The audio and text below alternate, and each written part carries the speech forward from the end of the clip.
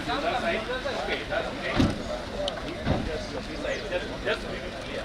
And then we can be flagged off so that that is now so in front of us.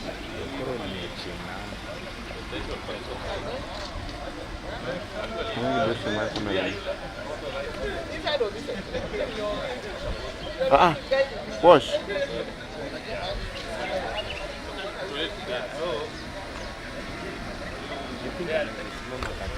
Anaweza simama katikati. No, it's okay.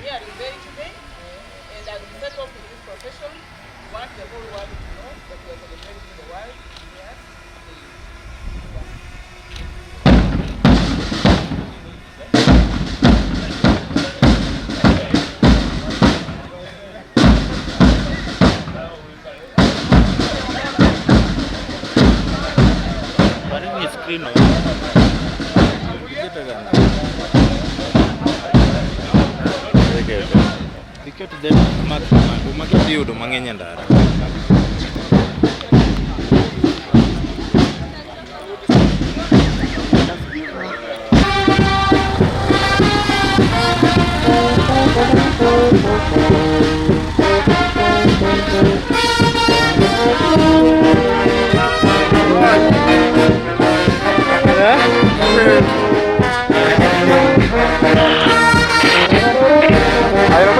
Sasa. Refresh. Nafika sawa sasa. Sawa? Sawa. Kama sasa.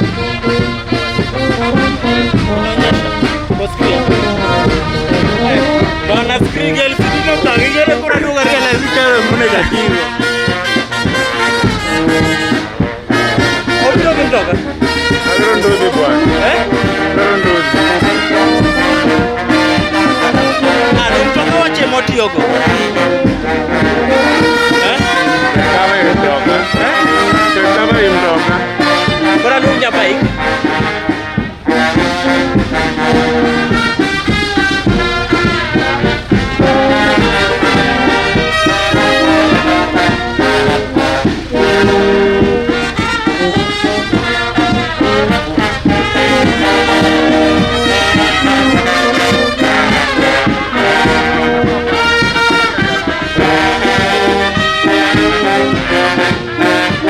Oscar.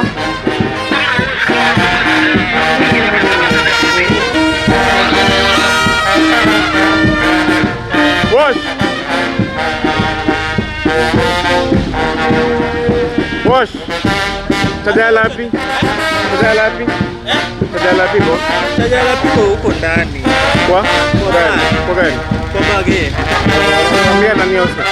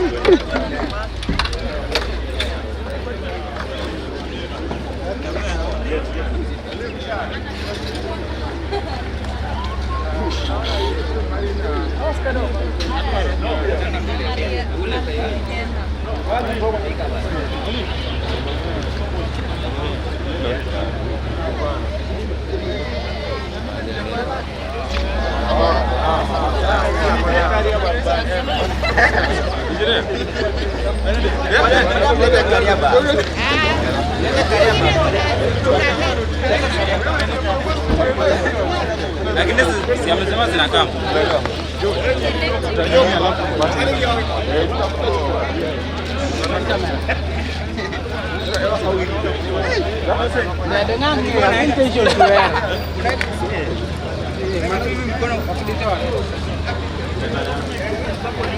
Ini dua gimbo.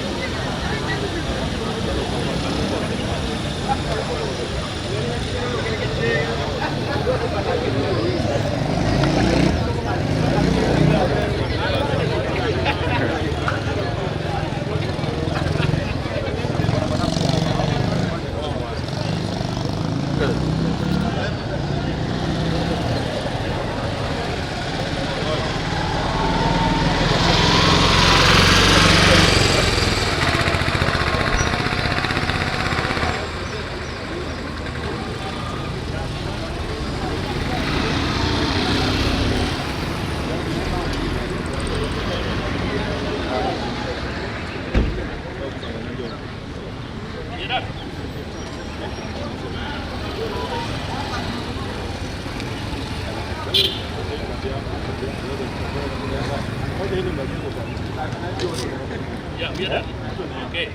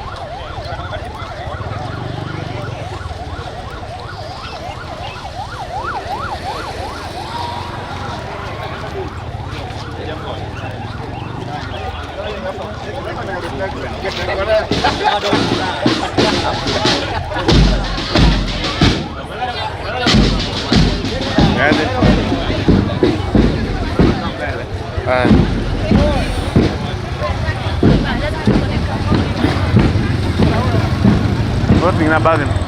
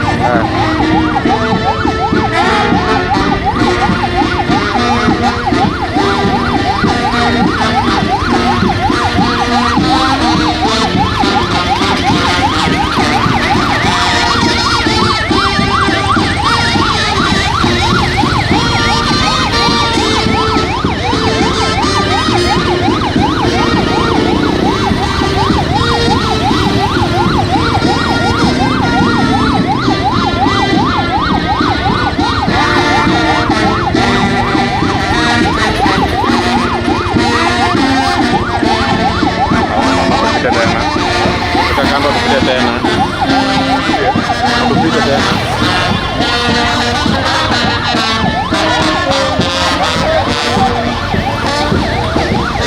Kando kidogo.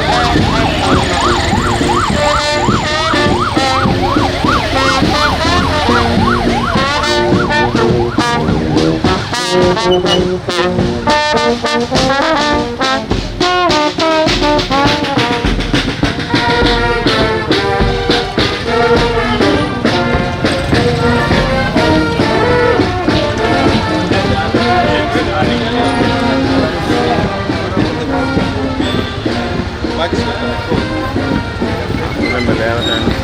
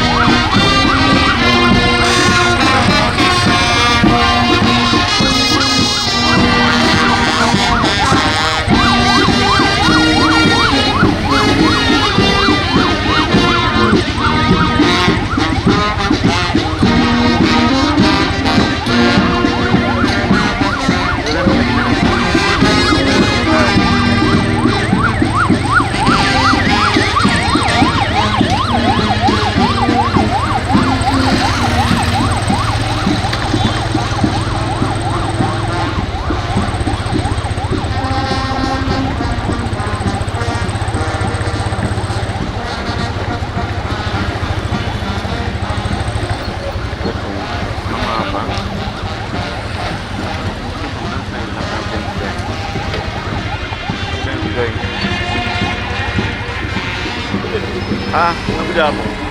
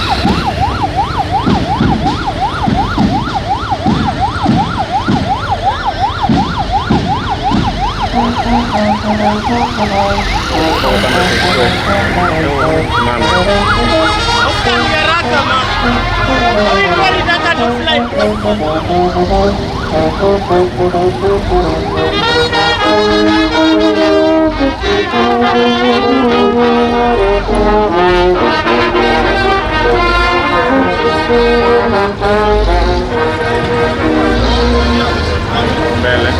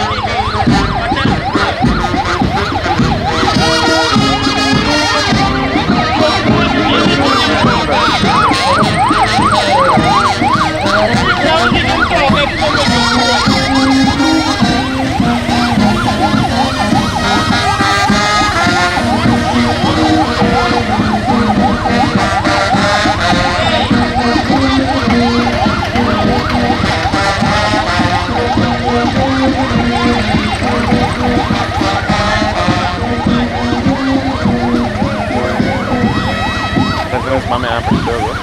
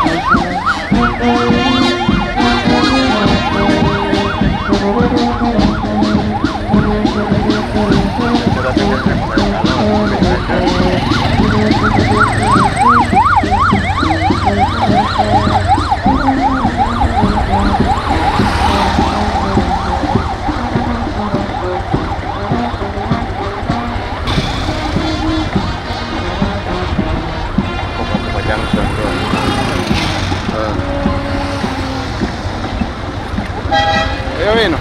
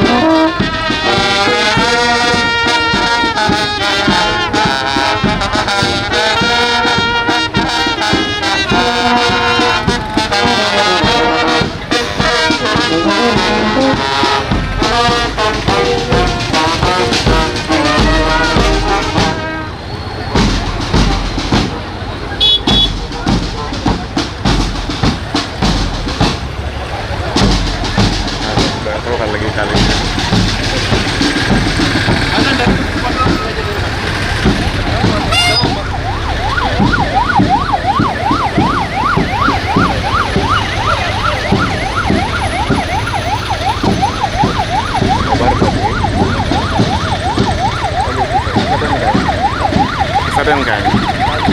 Kisat. Oh.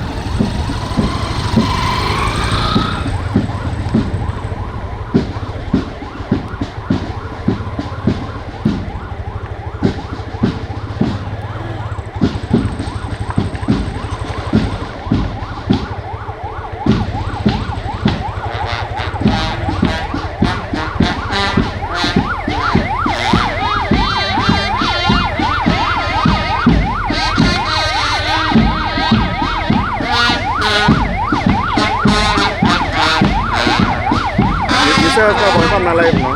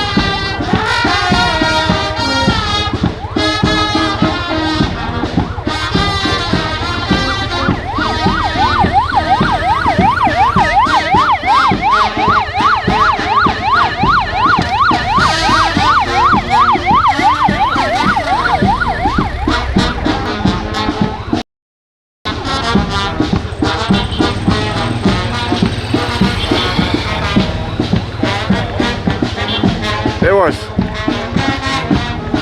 Ah? Ah.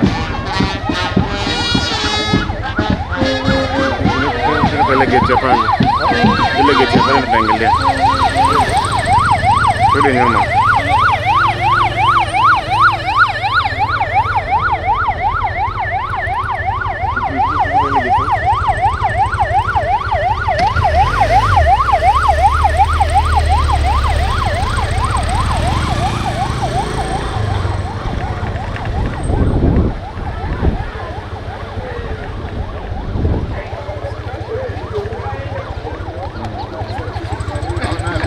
Pikipiki naye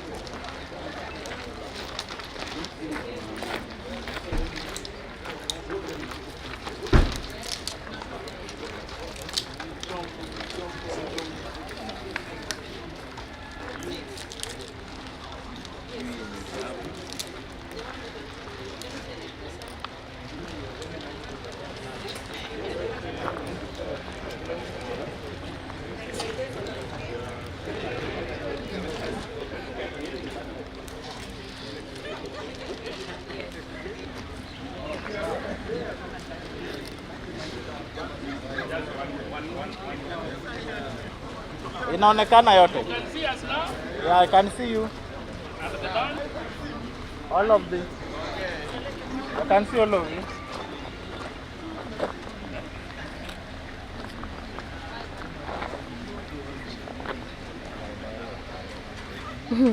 We are taking a photo.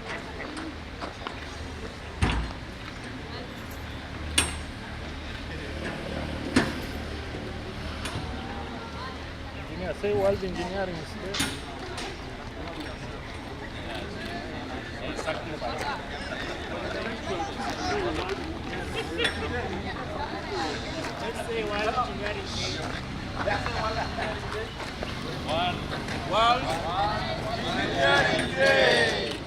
Again.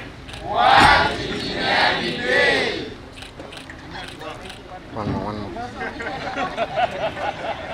So, thank you.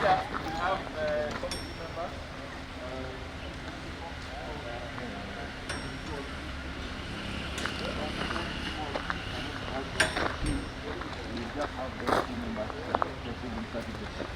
So the rest of the members, we can wait for the new staff to the institution. Okay.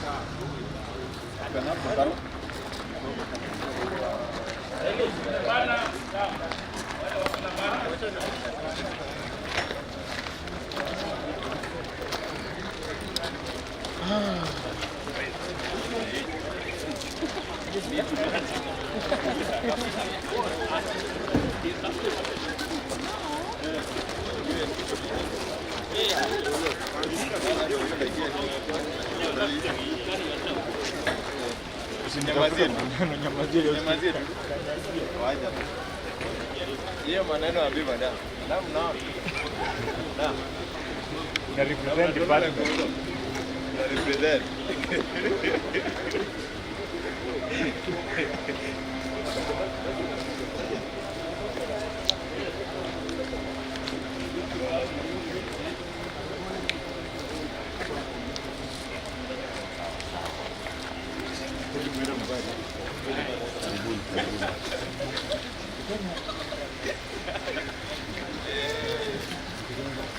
Engineering today.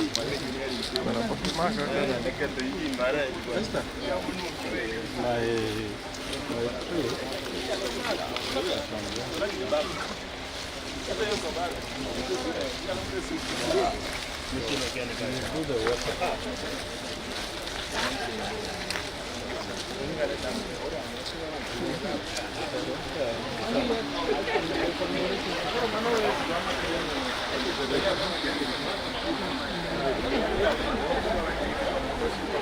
know the name of the tree? You see,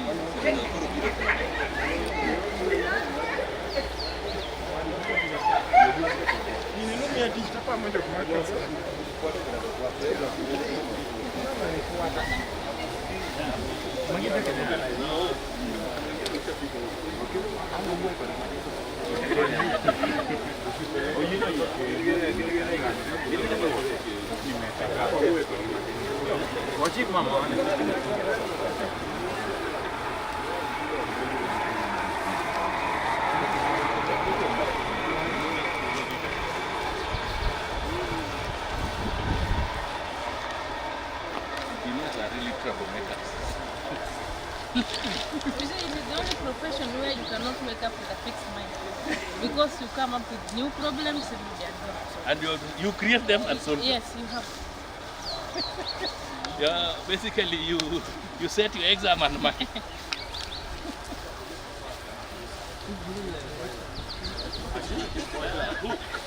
Well, I hope we are not lost. Because I don't know where we are going. Can you hold? Even you don't know.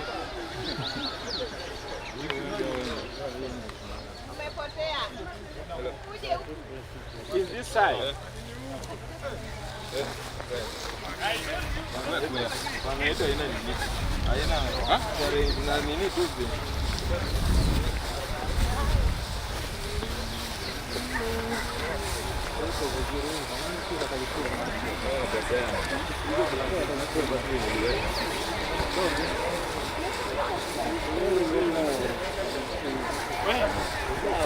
Ndio aru.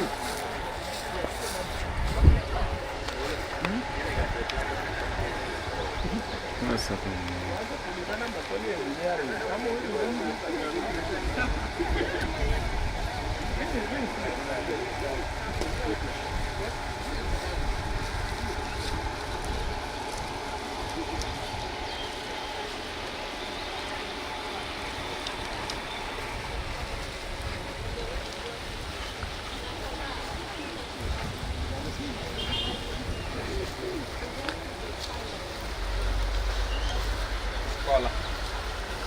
Cola. What are my right? Okay, that's the year. What are my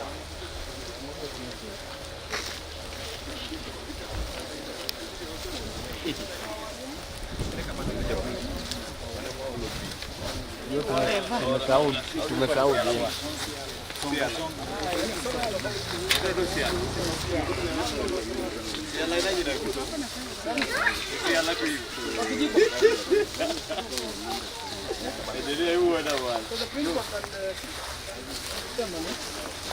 Yeah, this one be the deputy principal and the chairman IK. Yes. Tutasaidiana hii ya kwanza. Which type is this, boss? Huh? Siala. Siala. Let Siala grow to Siala go to maturity now. Now, blade. Yeah, blade. What happened? Engineer, put more effort. Okay. Now we are. So you first of all do with the hands, then you do with it. May you grow and grow and grow to maturity. You Siala. Ana Siala. Siala as a hand. Water. Water. Oh.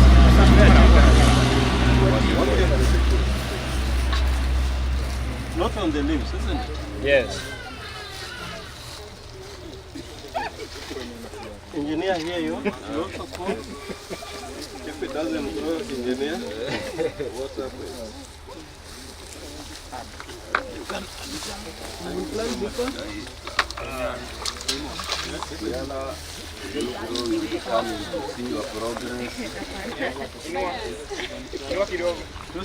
But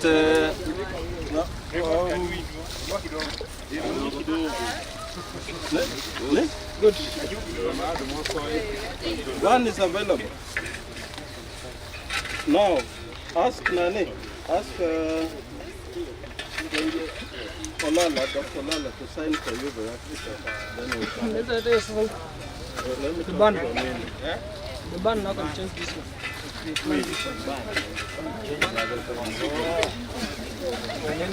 So the next one.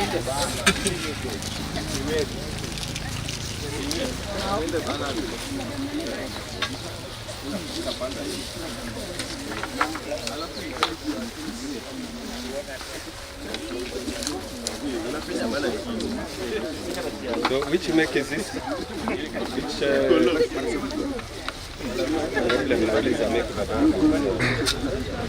Empty naitwaje? How is this one? Hii inaitwa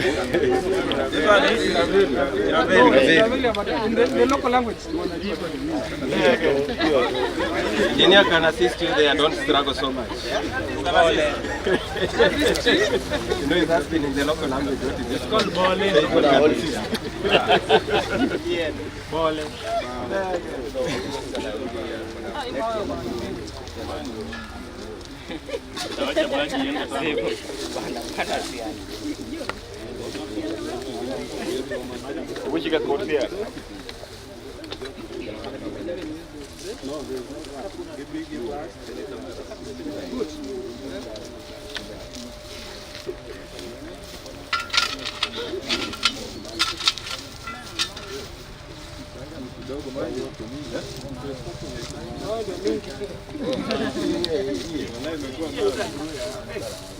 The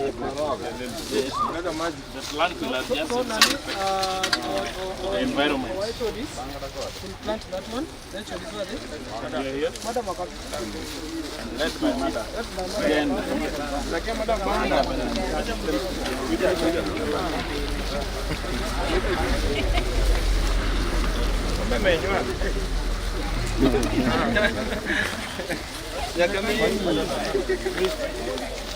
What are you doing? What am I doing?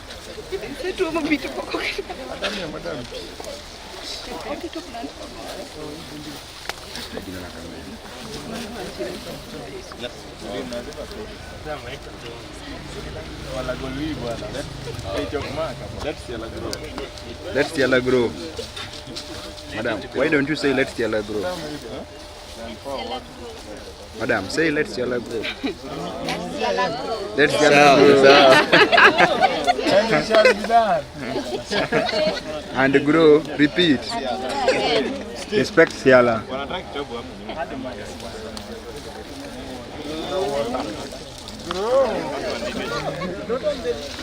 not on the lid.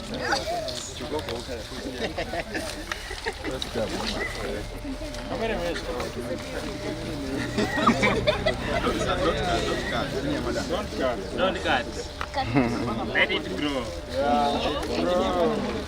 Ayoka, focus.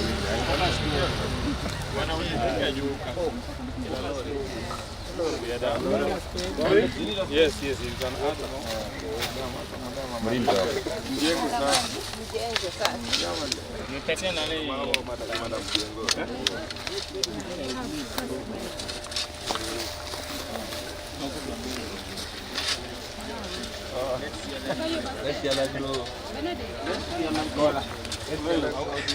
again another thing.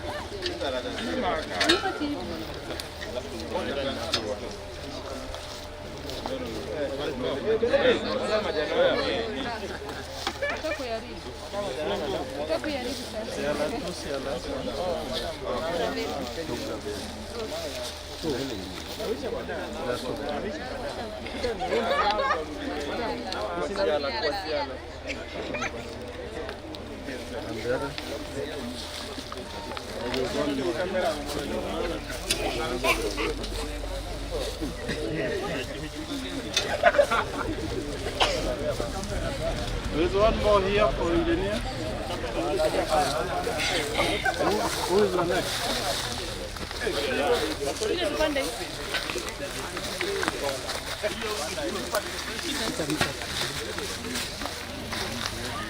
Keep going. Apelo, mano. Put one apelo.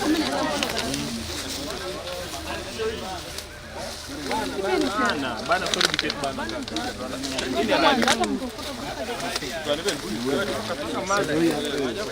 Kiwasko imefika. You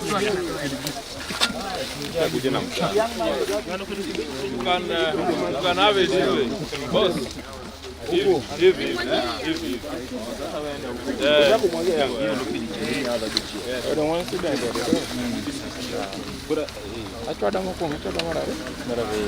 Kamera ya kamera.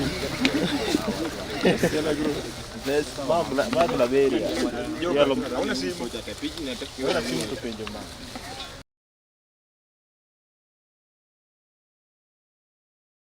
Yala kimjela. Mwaga.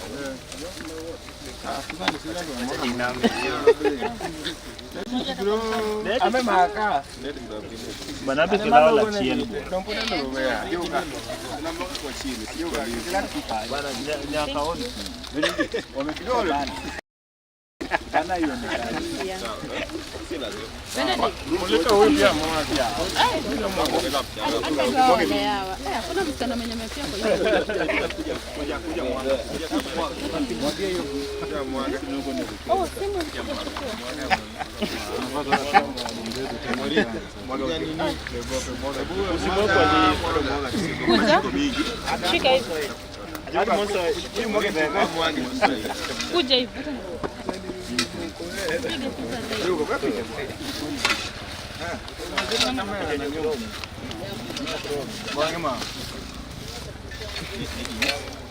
Ladies. Piga picha. Kwa sawa.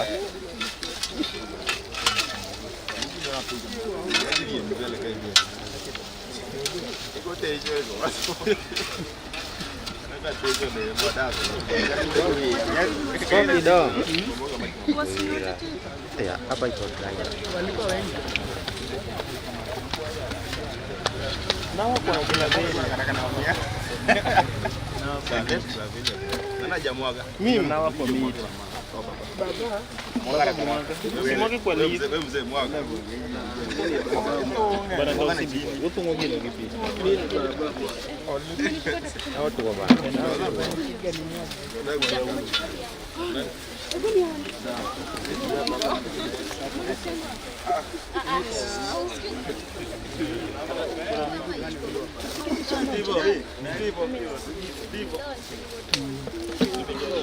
Wash. Wash.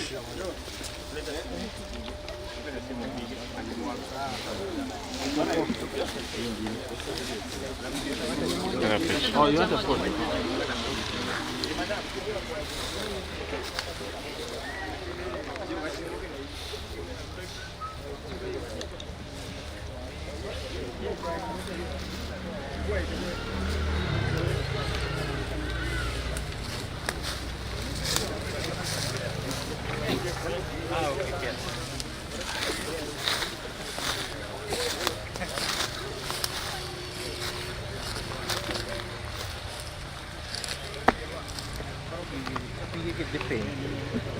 Prima di frame. Che muoio.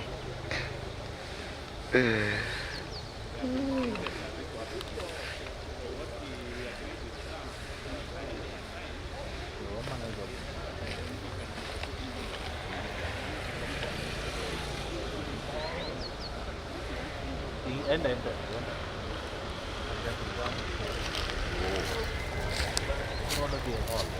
Ah.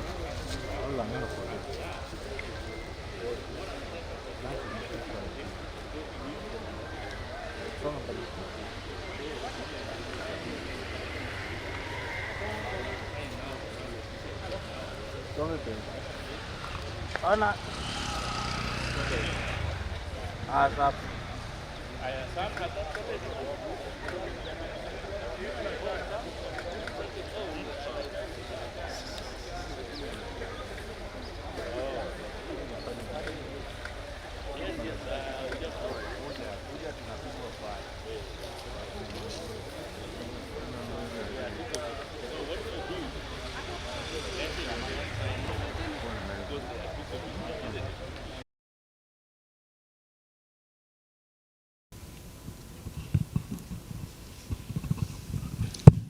Thank you very much, Engineer.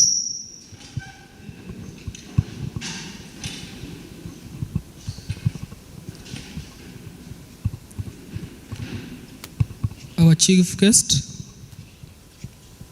our guests, the fraternity of IK Nyanza, well seated for the unfolding presentations. IK Nyanza is a branch among the 8 branches of IK, and the branch of IK Nyanza, Institution of Engineers of Kenya, comprises of these counties as you see them. So, you can see there is Kisii County, there is Homa Bay County, there is Migori County, there is Nyamira County, and the great city where today we are doing our World Engineering Day. So those are the 5 counties of Nyanza, where IK Nyanza is the region, the borders. So therefore, I'll take this opportunity to introduce the leadership of IK Nyanza. I'll request the leaders to stand.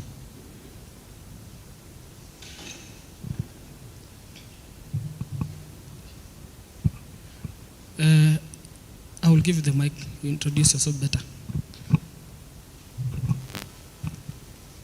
Good morning. My name is Engineer Wilson Omondi. I'm the IK Nyanza Treasurer. At the same time, I work in this city as the city engineer of Kisumu.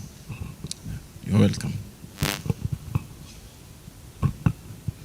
Good morning, everybody. I'm called Engineer Eric Ngage. I'm currently working in Kisumu County as a Director of Transport and Mechanical Services. I'm the past IK president when we were still Western. The Nyanza carved out from Western. Western is hosting their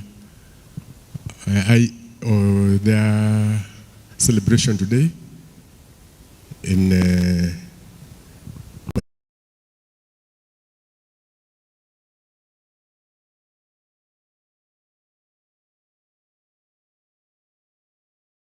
Engineer Nelson Olumo from State Department for Roads, Material Testing and Research Division. In IK, I'm a member of Future Leaders Committee. Thank you. Thank you very much. Thank you very much, the Secretary. My name is Engineer Kotieno. I'm a member of the IK branch. I am also an engineer with the Kenya Rural Roads Authority, and I'm currently based in Nyamira. Thank you. Good morning, everyone. I'm Stephen Odhiambo. I'm a member of IK Nyanza branch, serving the Future Leaders Committee. I'm a mechanical engineer. Thank you.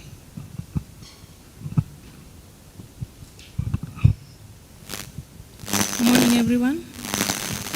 I'm Beatrice Atieno, a member of IK Nyanza branch, Women Engineering Committee. I work at WTS Energy as a mechanical engineer. Thank you very much. I will not have much to say. Myself, I'm Engineer Simba Josephat Nyamweya. I work in Kisumu here, Lake Victoria South, Waterworks Development Agency, Waterworks Section. So I will welcome our chairman, Engineer Owen Mnene, to take over from here and lead us forward. Thank you, Engineer. Our chief guest, CC, Water, Environment and Climate Change, Madam Judith Oluoch, the leadership of the Kisumu National Polytechnic, the chair of the Governing Council, Engineer Mesha Kidenda, who is also one of our seniors in the engineering field. The principal, Chief Principal, Mrs. Catherine Kelonye, Deputy Principal, Engineer Tom Oswago, fellow engineers and students, good morning. It's a pleasure to be here. My name is Engineer Owen Munene. I work as a Chief Engineer, Technical Services in Kenya Power and Lighting Company. Therefore, my discipline is electrical and electronics. I'm the first chair of this newly formed branch, which is called the Nyanza branch. This is a branch that was carved out from the larger Western region, and you've heard the vice chair talk about it. And we are covering these counties just to be able to be sure that IEK is visible, as we will see later. But before I proceed, I think you've seen the team members, but we have our partners who we collaborate with. I would like to appreciate ASEC, and we have the ASEC FL leader here. Probably you want to say hi?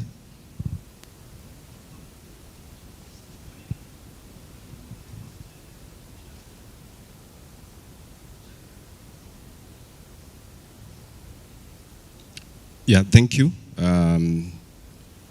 ASEC are our partners in a strong way, and while celebrating this World Engineering Day, we are mostly partnering with ASEC,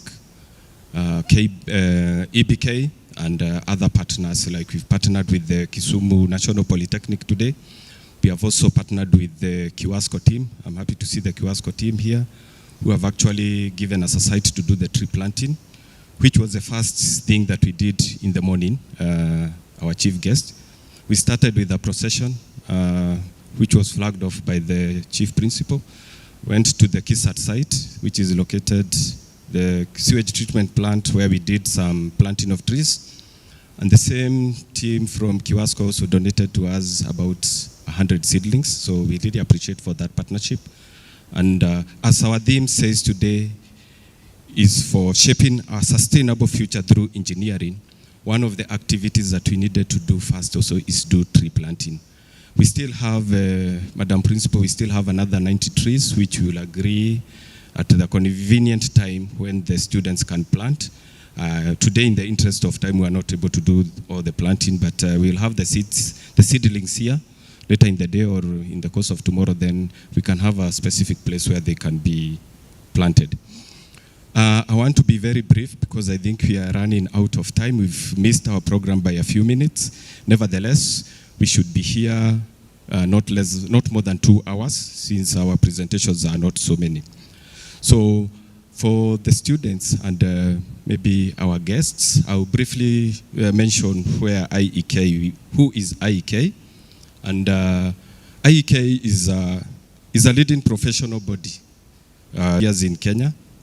And we are dedicated to promoting engineering initiatives that contribute to Kenya's socio-economic growth and the realization of sustainable development goals.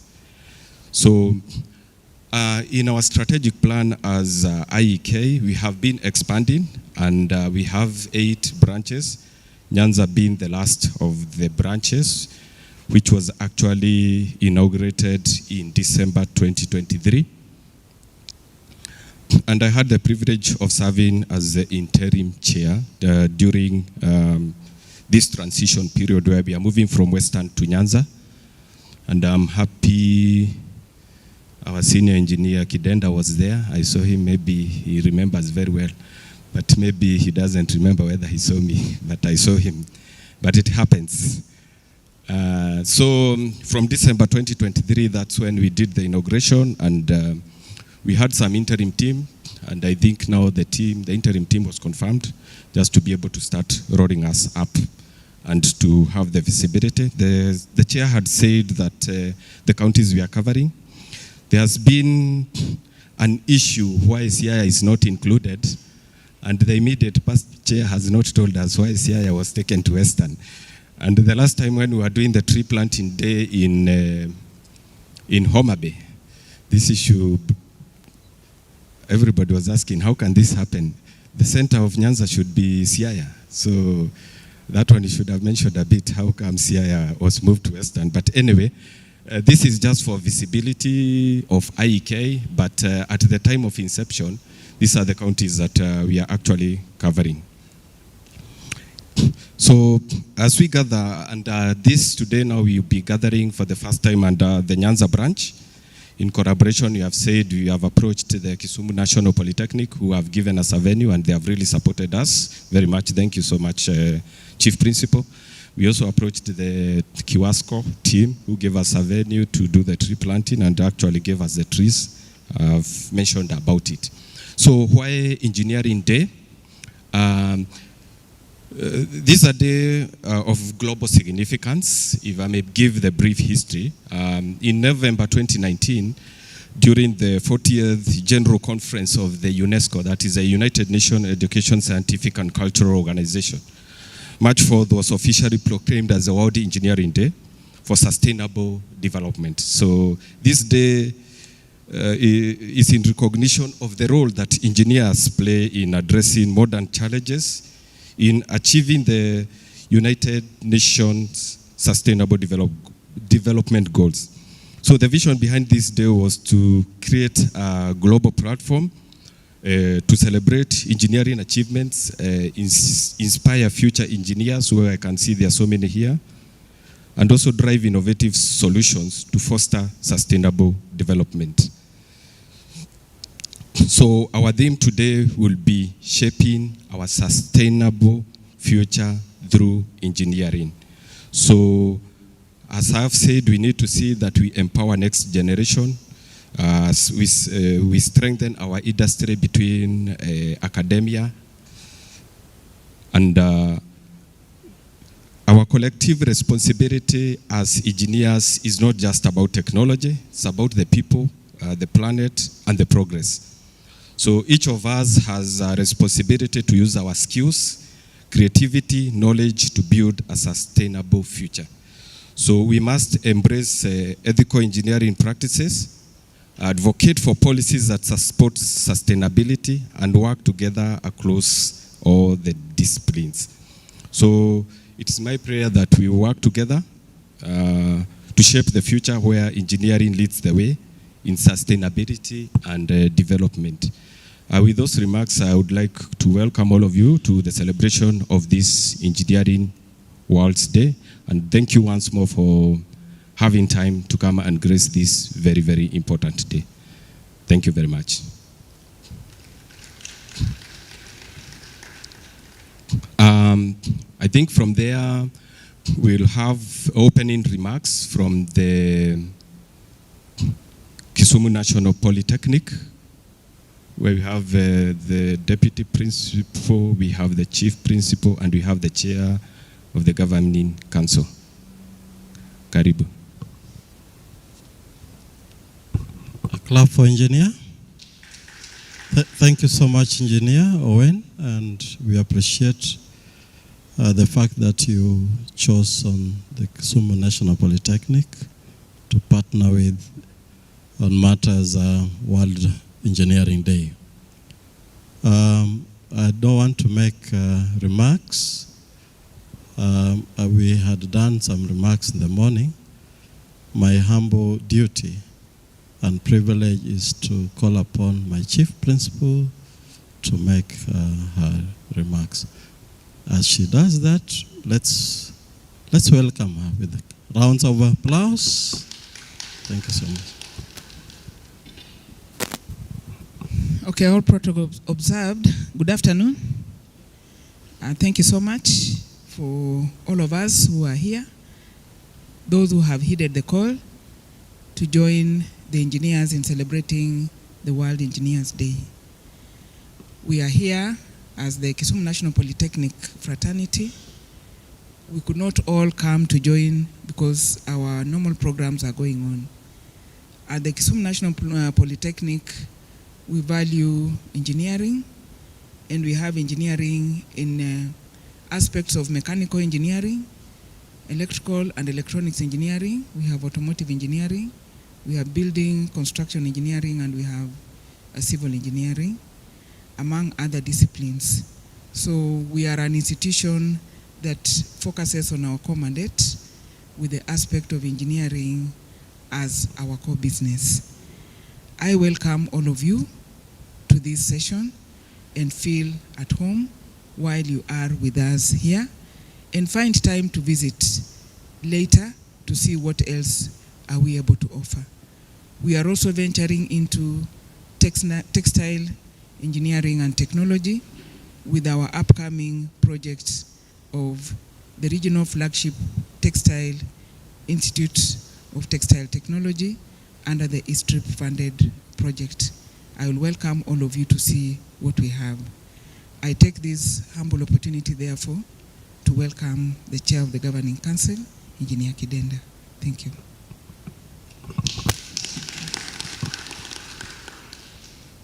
Good morning.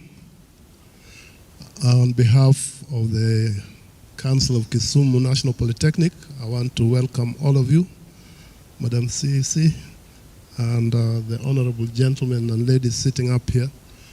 Since I've seen on the program that I will be talking to you, let me stop there. Let me just welcome you into the institution. The bit I have to say, I'll be given some 5 minutes later, then I'll talk. Thank you and God bless you.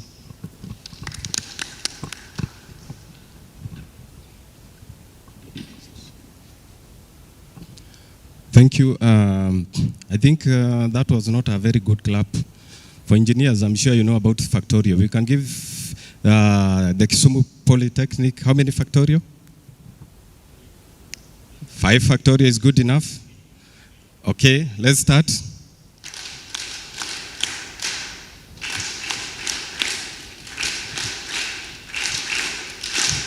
Thank you very much. I think we are moving on very well. Now, let me take this opportunity now to invite our chief guest to be making her remarks, and I would really want to appreciate the chief guest for honoring this invitation out of her very busy schedule.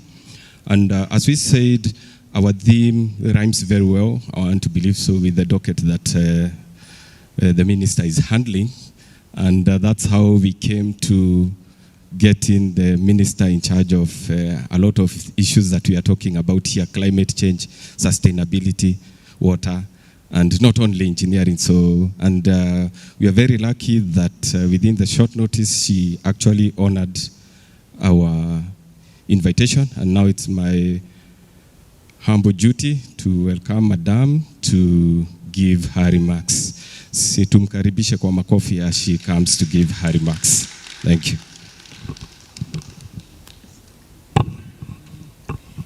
Thank you very much. I'll ride on the protocols that are here. My name is Judith Oloch, and currently I'm the CC in charge of water, environment, climate change, and natural resources at the county government of Kisumu. And let me first say it's good afternoon. Good afternoon. I'm actually very honored to be here. And I do recall when I was approached, I was wondering, why would engineers need me in their presence? Really. And then, of course, I got an explanation. For a long time, for the last close to 2.5 years, I was the county minister in charge of public service and county administration. So that's a bit, relates to all kind of, service provision components. So I would easily do it. Then, of course, the aspect of climate change, SDGs came in. And I said, well, that makes sense to me. So I'm happy to be here, quite delighted that you honored me by extending that invitation to me. I want to recognize Engineer Kidenda. I know we meet in quite a number of forums out here, but something that he doesn't know is that many years ago, I worked very closely with somebody very close to him, who is now Dr. Kidenda. And this was at the Kenya Polytechnic. As early as 2001, I was teaching at the Kenya Polytechnic. So you know now. So I taught at the Kenya Polytechnic. So I really interacted with the kind of people I'm seeing here for about 5 years. Thereafter, of course, I went to Kenyatta University. So I've been in several other sectors. And anytime I get into an event and I see young people, it really warms my heart. Because my primary training, of course, an economist, but I was in education. But of course, I've transformed over the years and engaged in many other things. So here I am, now back to the public service and serving the people of Kisumu. Now, let me just give my colleague, I came with my colleague. I was telling them I work with quite a number of engineers. And I was saying, how do I go to such an event without an engineer next to me? So I decided to invite Engineer Bernard Asuna to join me, and I would like to give him just a minute or two to say something. Of course, Eric is also my colleague. Engineer Eric Gege is also my colleague in the Department of Public Works, where he's a senior engineer. So allow me to give an opportunity to Bernard to say something. Good afternoon. Thank you very much, Waziri and Senior Kidenda and all the colleagues who are here. It's an opportunity to be here and also to be part of this commemoration of World Engineering Day with the theme of Engineering for Sustainable Development. So my name, as you have heard, is Bernard Asuna. I'm the director in charge of water and natural resources. And this year, the theme is very important because we know Waziri heads the department that is tackling the issues of climate change and for sustainability. Whatever we do as engineers, the sustainability is coiled up with the issues of climate change. So as we commemorate this day, please let us think about the climate change, the design that we are implementing. Let us incorporate the guidelines that are sensitive on issues of climate change. Thank you very much.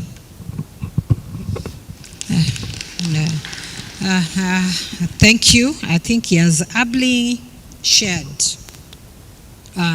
why, as the Department of Climate Change, Natural Resources, this is very important to us.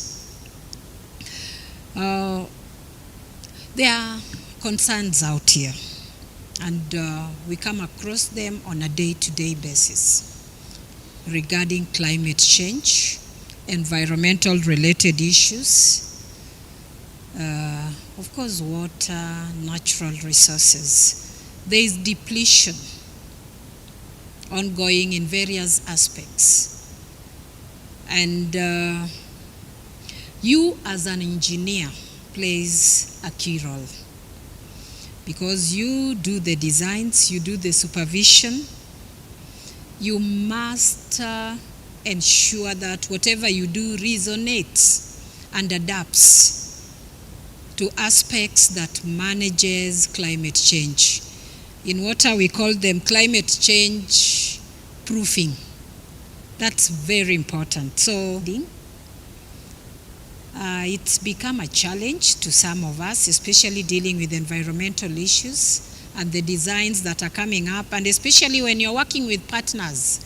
They are very clear on aspects that you must take into consideration that promote climate proof engineering, the best practices.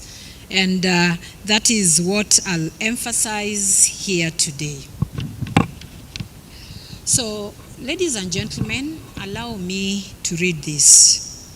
But probably also before I read it, one time somebody mentioned to me that some of the top CEOs are engineers. Is that true? Globally. That top CEOs globally and researchers confirmed that happen to have done some engineering at some point in time. So that is to encourage you, the young people. I've worked with people in different sectors. At some point, I was in the insurance sector. And that insurance company had about 5 subsidiaries in the region. I was sitting in the board. And the group CEO was an engineer. And I knew 2 other CEOs of organizations at that level also who did engineering, and apparently they are now not practicing engineering, but they make some of the top CEOs. So please be encouraged. Even as you do your engineering, know that the skills that you are able to acquire as you're studying can be utilized in various aspects and can really make you stand out, especially if you keep on doing the right thing.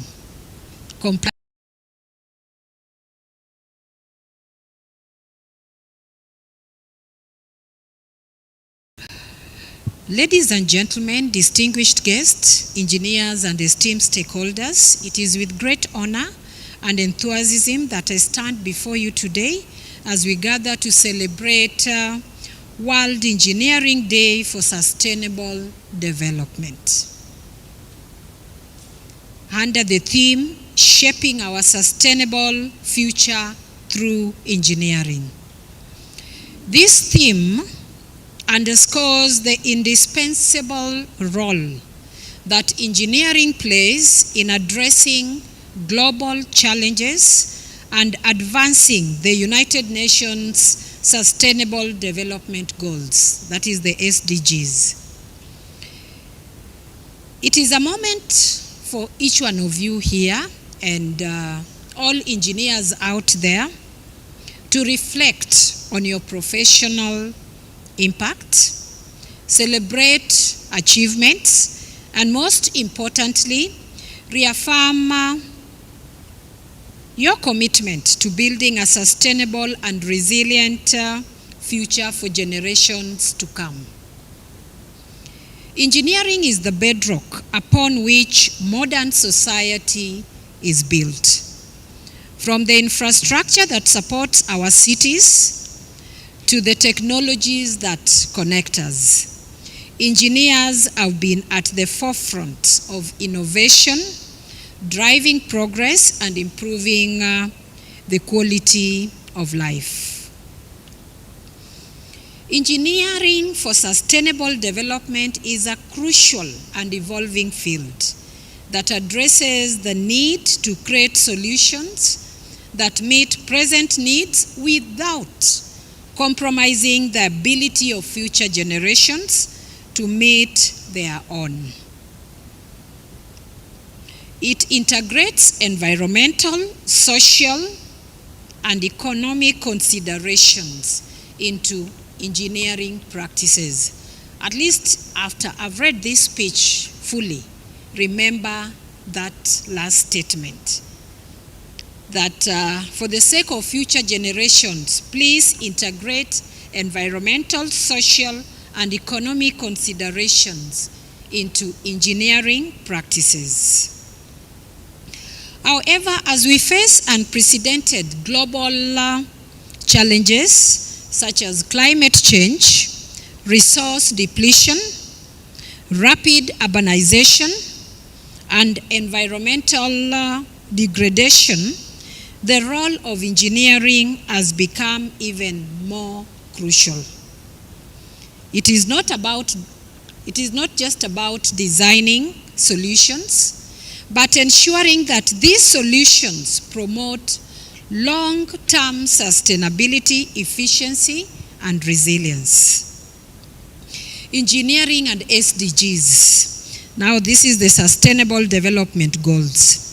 The theme for this year's World Engineering Day highlights the essential role that engineering plays in achieving each of the 17 Sustainable Development Goals, the SDGs. Whether it is ensuring clean energy, designing sustainable cities, or improving water and sanitation, engineering is a catalyst for achieving these ambitious targets. On clean energy, which is SDG 7, engineers are pioneering solutions that harness renewable resources, reduce greenhouse gas emissions, and promote energy efficiency. So this includes innovations in solar, wind, and hydroelectric power. Not just mitigating the impact of climate change, but also providing affordable and reliable energy to communities. The second one is sustainable infrastructure, which is SDG 9 and 11.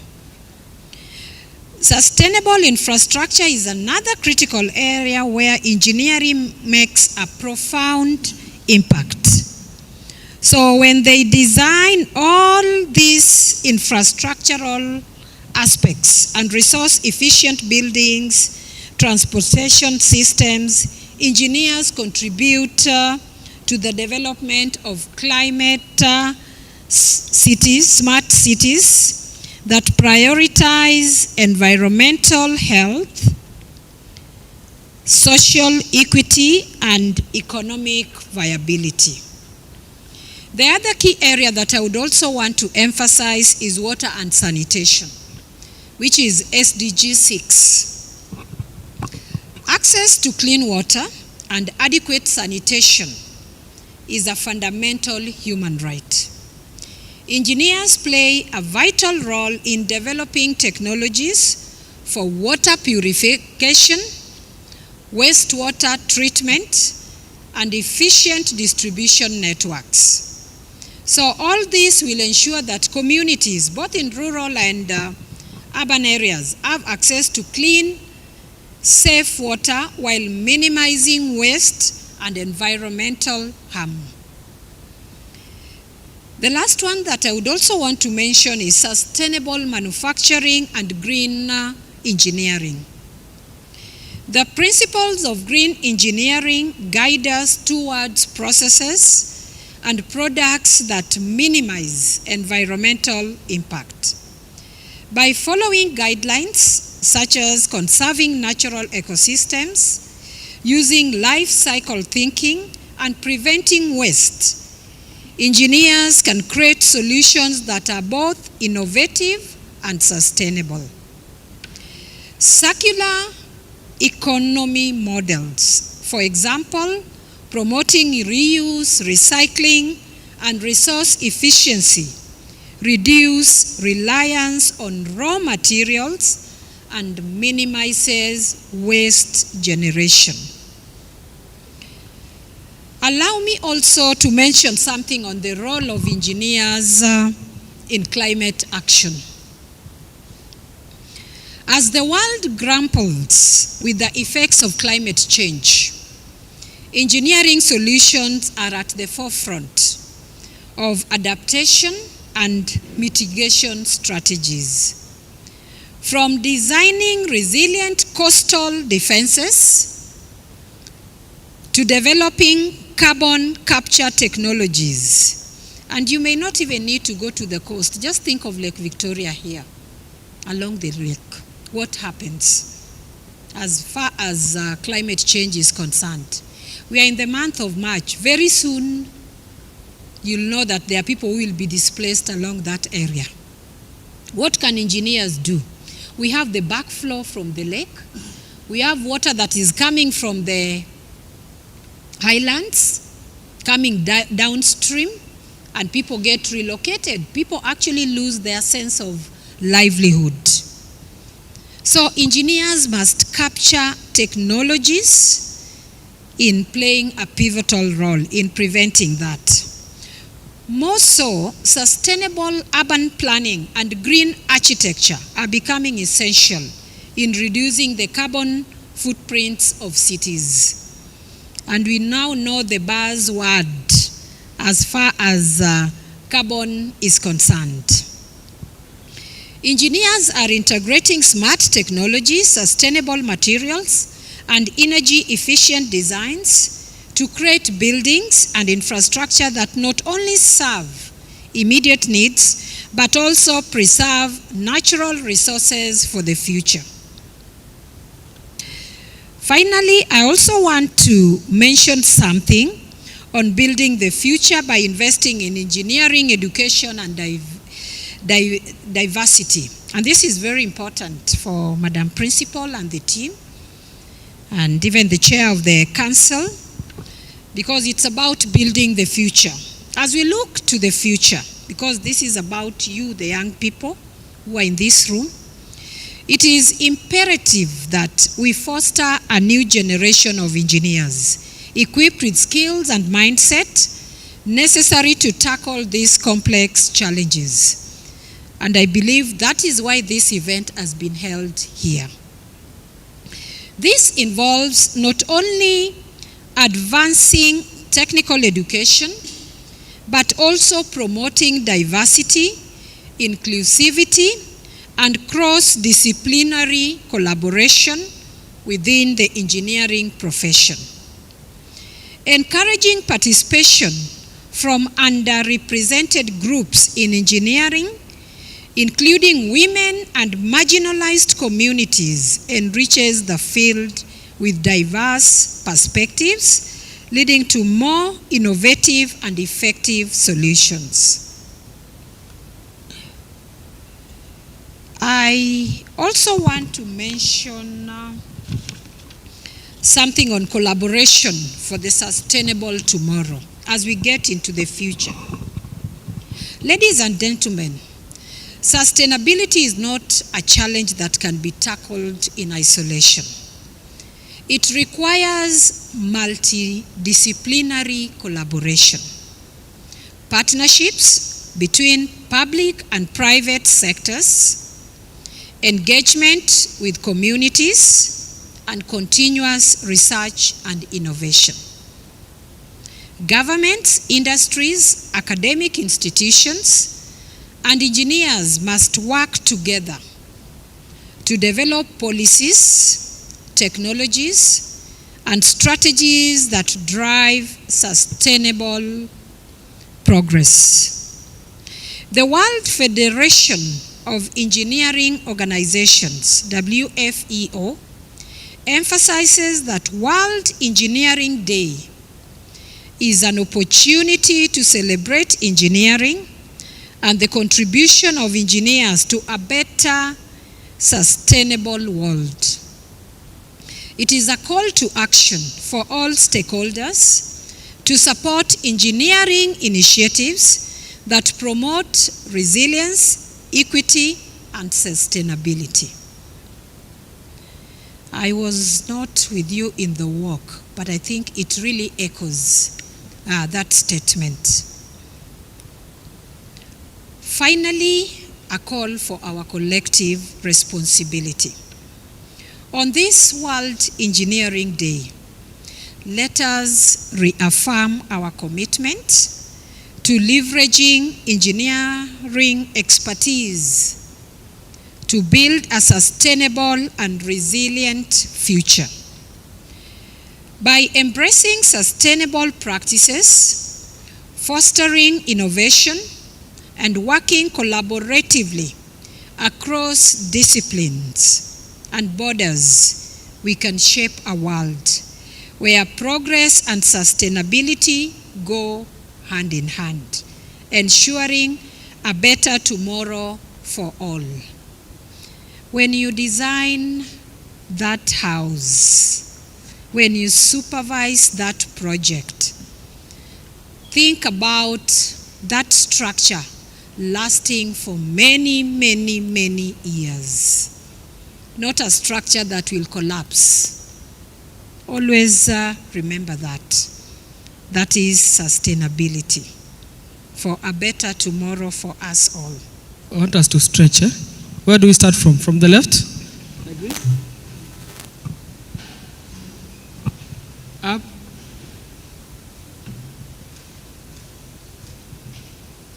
Sides. Thank you for that. I want to invite our first speaker. Now that precedence has been set by the CEC engineer, I want to invite Engineer Daniel Kotieno to give us a presentation on engineering education for sustainable development. Engineer Kotieno, as he takes stage, he has a long experience in the road sector and even in teaching and mentorship. So as he takes the floor, he is a renowned engineer with a raft of experience in the industry. Welcome, engineer. Thank you very much. I'll ride on the protocols that were there before. I think when I was told to say something or to speak about engineering education for sustainable development, I was told that I should take only 5 minutes. Engineer, engineer, hold on. I want to seek the indulgence of my chief guest. Can we please go down and maybe we see the presentation, please? Thank you very much. So as we proceed, it is a very, very short one because I was told that I would only speak for 5 minutes. And engineers seem to be people who stick to what they have been told so that they can be able to look at it. So maybe just go back to the topic again, just the topic still. Topic? Yes, topic, yes, it's not showing. You've lost it. Can still use my. Yeah, so first of all, maybe before I start on my 5 minutes, I think it is good to recognize our senior engineer Kidenda. I think it's also good to comment the type of senior engineers that we have. By the time he was in the ministry, they had those engineers who had actually what we are supposed to be practicing to be able to develop the young engineers into what they are. I remember that one of his colleagues actually sent somebody to go and come and look for me in the village where I had gone to go and do an interview. So that was then the district roads engineer, the district works officer. So they knew where everybody is. So when there's an opportunity, there was that heart that do we have somebody anywhere around? So they would basically send somebody to go and look for that person. And I think we also need to ride on those. So as I was saying, I was supposed to talk very briefly on this. I was given 5 minutes, and I was looking at the education that we have now, touching on the education sector, and its components that are there. What are we supposed to have? We are supposed to ensure that we have a skilled workforce which is capable of advancing technologies, infrastructure, and also relating to the industry. The current engineering education in sector, we are actually aligning it to the topic of today, which is Sustainable Development Goal, SDGs. And if you talk about SDGs, then there are things which must come up. Those are called challenges.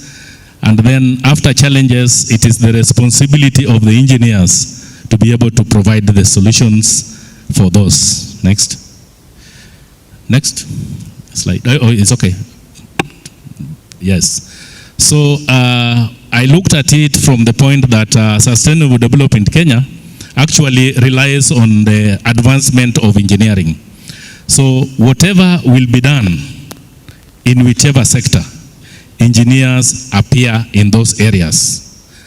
And in Kenya, we are bound with certain goals. So we have our Vision 2030, which has been there with us for a long time. We used to think that 2030 was very far. Unfortunately, we are remaining with around 3 years or so to be able to reach 2030. And if we go back and look at what it's put in the 2030, we realize that we have to pull up our socks. And in pulling up our socks, the people who are supposed to do it more than any other person is the team of people who are seated here. Those are the technologists, the engineers, and the like. You are the people who have that responsibility. That's why we have the affordable housing. We are in a hurry to meet their Vision 2030. We have so many things that are being done. You look at the ports and things of the kind to be able to address those ones. Then we also have to meet the global sustainable targets, which are also there, and they are also aligned to our Vision 2030. Now, as we realize that our engineering is a central part of this, we are now supposed to do certain things. We are supposed to design, implement, maintain the infrastructure, and relate to the industry thereof. Now, how does that one happen? It is somebody who will design, we must implement, and we must be able to maintain it. Maintaining it means that it has to be sustainable. So that sustainability component is one thing that engineers cannot run away from, whatever they do. Next. Now, I was looking at where are we in terms of engineering in Kenya. So when we look at engineering, we also look at the technology, because these are Siamese twins. You can't divorce those two. So in Kenya, currently we have the TTIs that are producing technologies and crafts and the rest, and polytechnics. Then we have the COOPs, which is also putting the students in the university and other technical places. Then we have the EBK, that is Engineers Board of Kenya, which is also trying to make sure that we adhere to what has been said before as ethics and working for the good of what we do. Then we also have TVETA, which is also part which is handling the TTIs, polytechnics, graduates from there, and also there's KETREB. I am sure Kenya, you should also be able to know that KETREB is also part of our quality assurance system in the education in Kenya. So the curriculum that we have now, it covers several aspects of engineering, and we have certain things that we must be able to look at. Incorporating these things and aligning them to the industry. Next. So as we align them to the industry, there are things which will be able to come in. The challenges that we have talked about. So what are our current challenges that we have? Number one, we say that we have outdated curriculum. Now, this point is very important. It is not that the curriculum is outdated. The curriculum needs improvement, because you are not going to change engineering principles. You are going to build on them. So the word outdated curriculum is used softly, just to be able to bring the point home.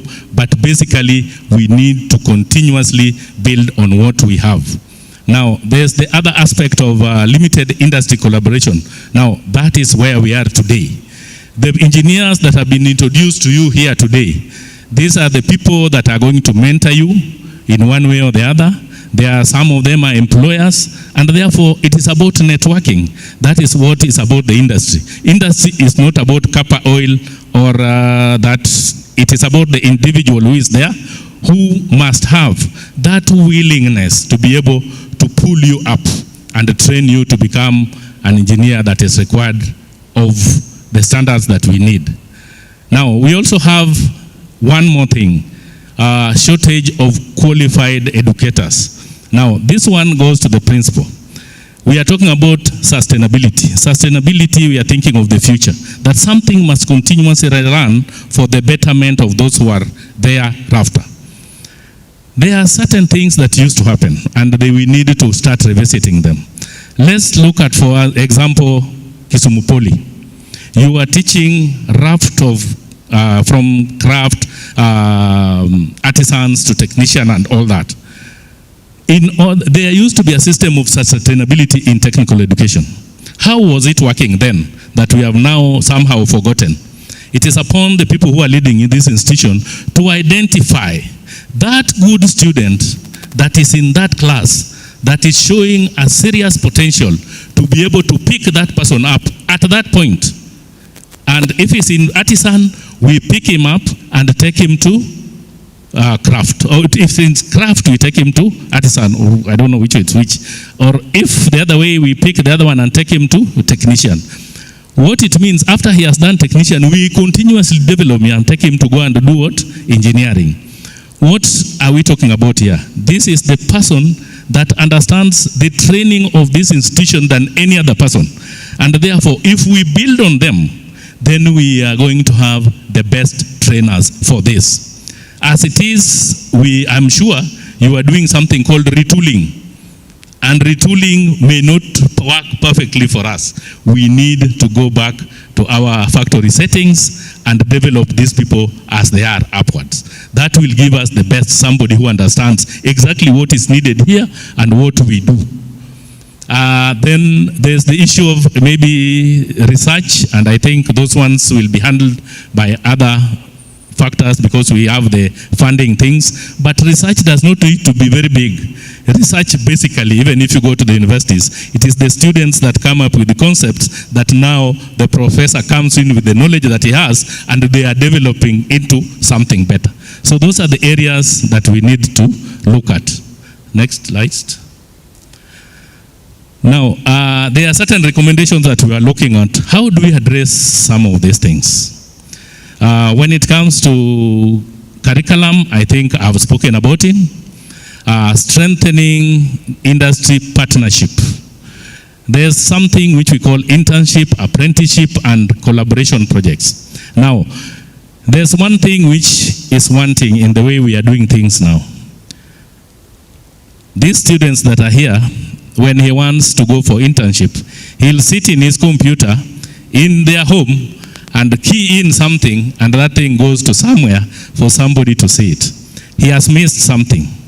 In our former training, part of the training is to train you to look for a placing yourself. So we need this person to go and look for this thing and be able to present himself. That personal confidence is why engineers, people doing technical, were going for attachment. That is part of the training, because in engineering, confidence is everything. If you have no confidence, please exit. That is basically what it is. You need that confidence. So we cannot let you sit in that place in your phone and say that you're looking for something, we send it, I sit on the other side. We are missing on something. We are the people who handle you people on attachment, and we know what goes on. Because once you have been placed that automatically, we don't take it seriously. Because what you work hard for is what you appreciate. So the last part is just what I've also spoken about promoting renovation and start. Next. In conclusion, I think basically most of them have covered about linkages, investing in infrastructure and all those things, and also strengthening technical education in that, and the sustainable development. Now, which is not part of it. Last, thank you, but I want to say something. You have been given an opportunity because engineers are very godly people. I want to explain why you are very godly, even if you are not saved or you don't go to church. If you read the Bible, we are told that creation was done in how many days? 6 days. And on the 7th day, he rested. So after creating everything, who did God hand over the infrastructure to?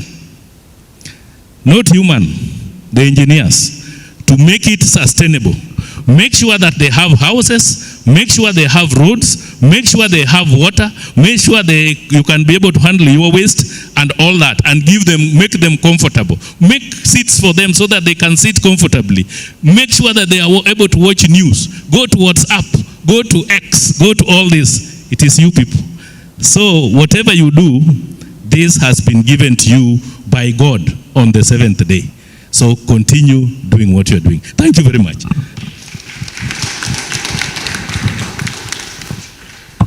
A very exciting presentation, and I didn't know you also go to church.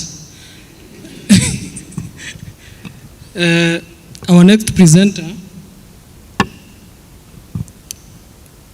is none other than Engineer Kidenda. He's a highly experienced consulting engineer, a fellow of the Institution of Engineers of Kenya, and an associate member of the Chartered Institute of Habitats. Can I proceed? Engineer, if you allow. He holds a BSc degree in civil engineering from the University of Nairobi and a master's in traffic engineering. So because of time, you can search for his bio somewhere and get it. Engineer, karibu sana. Thank you.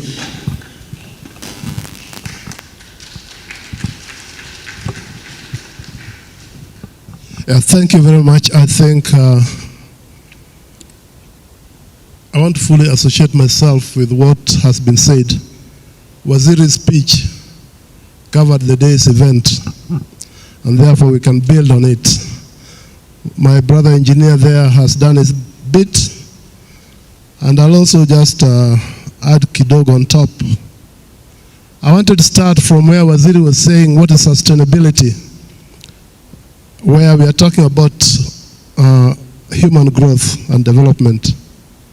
As we aim to meet our requirements for today, we do it in a way that does not compromise the future, our children and our grandchildren.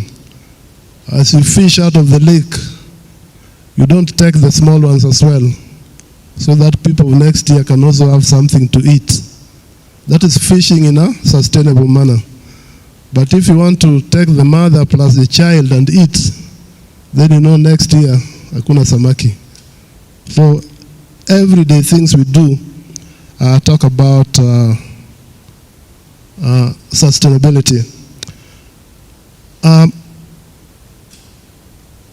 UN SDGs, we've talked about them, there are many. And usually when we talk of sustainability, we want to make benchmark or reference to them. And I think Waziri covered that in great detail. In terms of sustainability, we talk of the needs. And usually the needs are, if you look at the way the SDGs are, it's addressing a problem, especially for the people who do not have. We don't talk about the people who have too much water or too much electricity or too much education, but we want to address those who don't have. And how do we do it in a sustainable manner? Just because you don't have water, do we drain the lake so that we can drink and forget about tomorrow? As you draw out the water, even out of a river, you must consider the people who are downstream. And therefore, sustainability counts even into that. So we have to balance about the needs, but also what the environment can support. If we need timber for building, we must plant enough trees so that as we cut every year, we don't deplete our green cover. So we have done our bit today. There are seedlings still available. Let's continue to plant. This campus, we want it to be a very green campus. So if those seedlings which are available, I'm sure we'll find a space for them. So there must be a balance for sustainability to occur. In terms of, so sustainability is looking forward. What do we have? How are we using it? How does it affect the future? And then we strike that balance. Now, when it comes to education, what are we offering? I think our brother Kotieno has talked about it. The education we are giving engineers today, is it relevant? Can it serve you in the future? I'm the oldest in this room. By the time I was graduating, I want to say 80% of you were not born. I graduated in 1979. Can I see those people who were born after 79? So it's not 80, it's 95% of you are not born. So the education I got there, was it sustainable investment? If I can still benefit from it today, close to 40 years later, was it sustainable education? And the one you are getting, is it going to sustain you? So you, as an engineer who is training, what does sustainability mean? I think we talk of sustainable development, but we must also put the human being, the engineer, into this equation. How do we train you in such a manner that you can sustainably live as well? As the world develops in a sustainable manner, you as an individual, you also develop in a sustainable manner. So that a degree you got in 79, you can still use it 40 years later to earn something. So that's a sustainable degree. And the courses you do, the certificates you get, they should be able to serve you for long. But how do you ensure that your 40-year certificate is relevant 40 years later? It means that there must be some add-ons. It's not that you got the certificate and you put it on the wall and went to work. Unasema sisi ni watu ya mjengo. All you know is to carry the stone or throw the stone. No. It does require some element of lifelong learning. I think we talked of lifelong cycle of projects, but for the individual, there must be lifelong learning so that every day you continue to improve yourself. That is important in terms of sustainability for you as an engineer, as an individual. I wanted us just to look at the world the way it is today. There's a group called World Economic Forum. Every year they go somewhere in Switzerland, a place called Davos. They sit there and they project. And these are the leading people in terms of companies, corporates, and they do a lot of research. So what are they saying about the future of this world? They're saying the industry, the workplace is not static. It is moving. And they're drivers of that change. They're drivers of that movement. And they ranked the top 4 drivers in the change at the workplace. Number 1 is the broadening digital access. That is the number 1 transformative trend in the world, both technologically and overall, broadening digital access. What do we get with that? 60% of the employers are expecting that digital access will transform their businesses by 2030. It is expected to fuel demand for technology-related skills. So we are saying by 2030, 60% of the organizations are going to be transformed by digital access. So if we are training you here and we're not giving you digital knowledge or capability of surviving in the digital world, then our training may not be sustainable. But as I said, you don't put your certificate there. There is lifelong learning. So if you are training in a technical skill, there might be need for you to look at how do you have an add-on. That add-on may be the ICT skill if you're not taking it as part of your training. So they say the big areas, the skills, AI and big data, networks and cybersecurity, technological literacy. You're literate technologically, and then these areas are going to be big. Those three areas I've talked about, they estimate or they project they will be the top 3 fastest growing skills areas in the world. And therefore, how do you make yourself sustainable? With your training, you must find a way of having linkage into this area so that you can be relevant out there in the industry where you're going to work. Driver number 2, cost of living and inflation is going to affect industry in the world. We in Kenya, we are already out there in the streets. We know what cost of living means to us.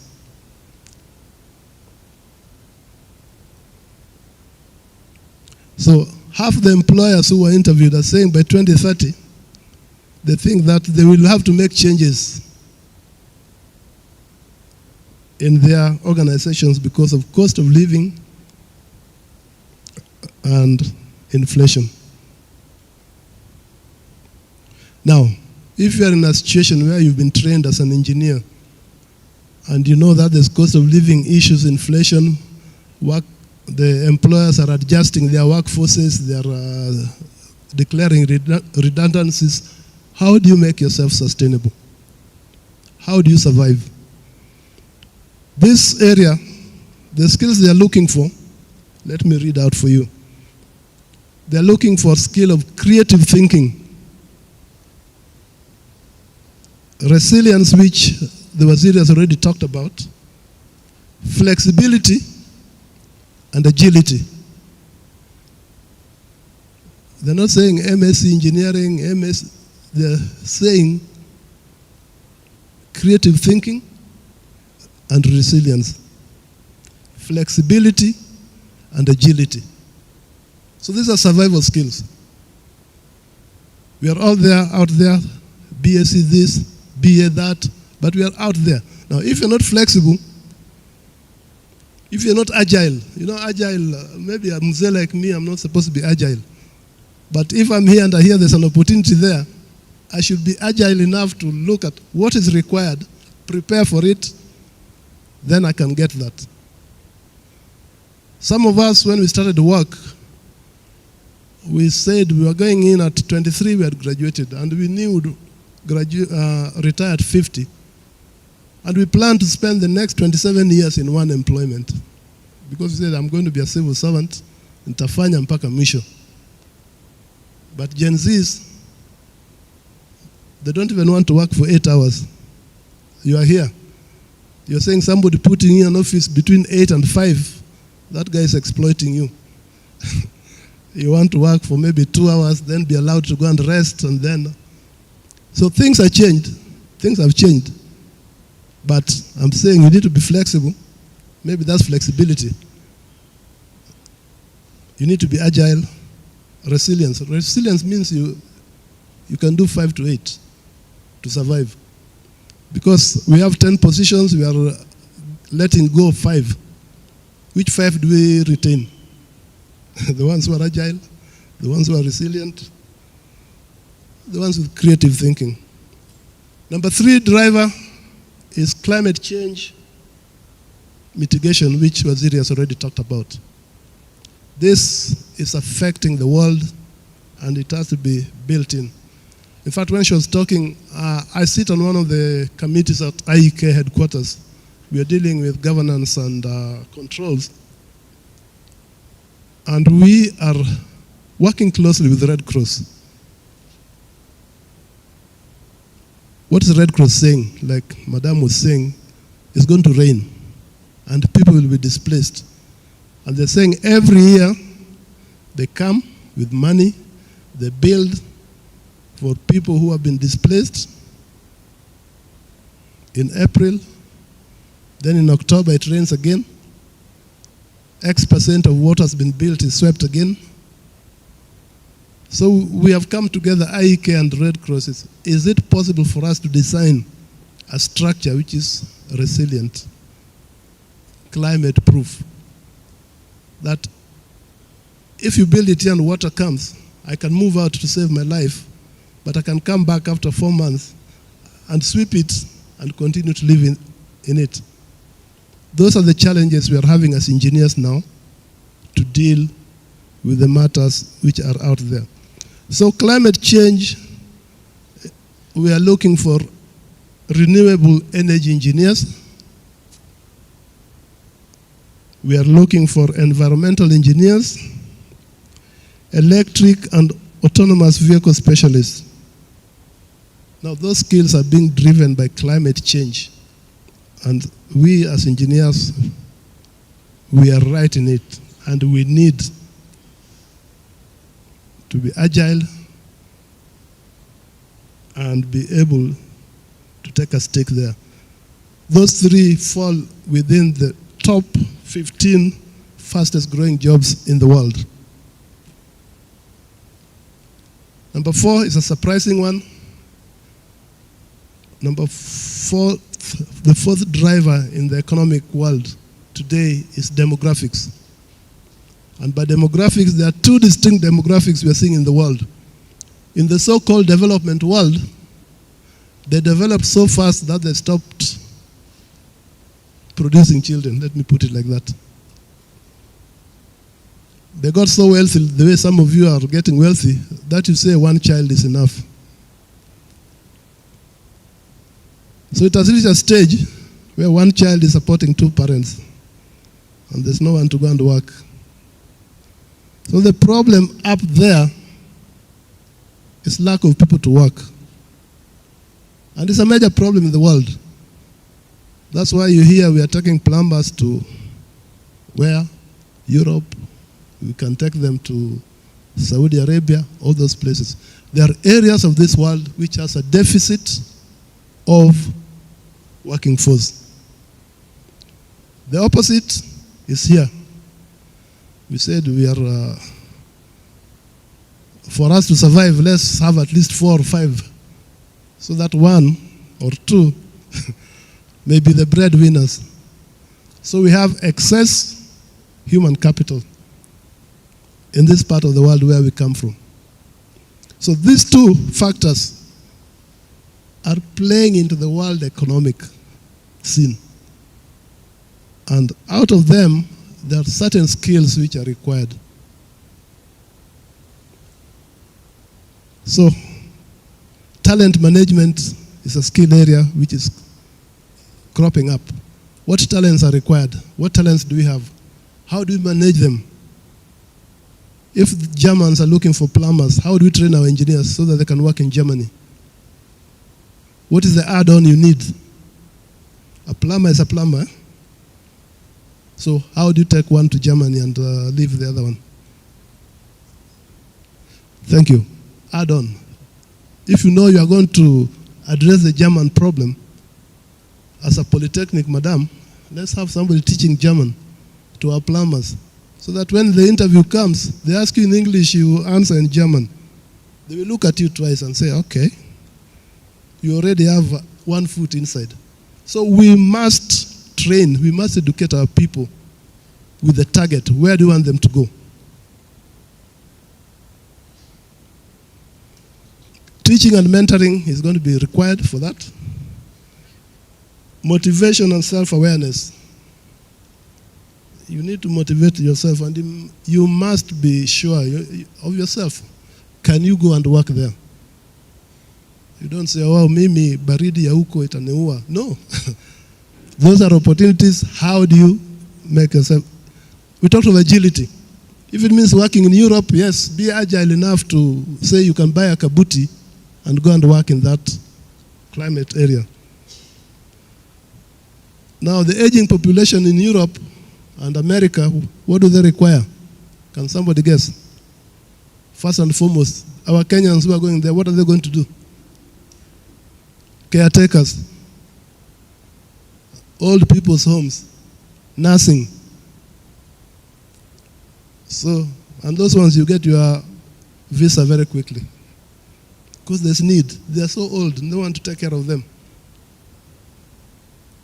So if you are in that kind of line, physiotherapists, what? Health engineering.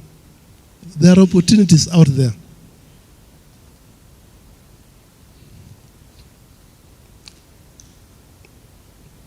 So here our issue is to educate. Our problem is how can we educate these people so that we can export them. But we must educate them in areas which are available out there and here. Here we know the better. We talked about affordable housing, with health. Those ones we also do, but if we are looking outside, we need to know what to learn. Let me share with you what they're saying in terms of the top fastest growing careers globally as at January 2025. Number one is big data specialists. Engineers, you have a role there.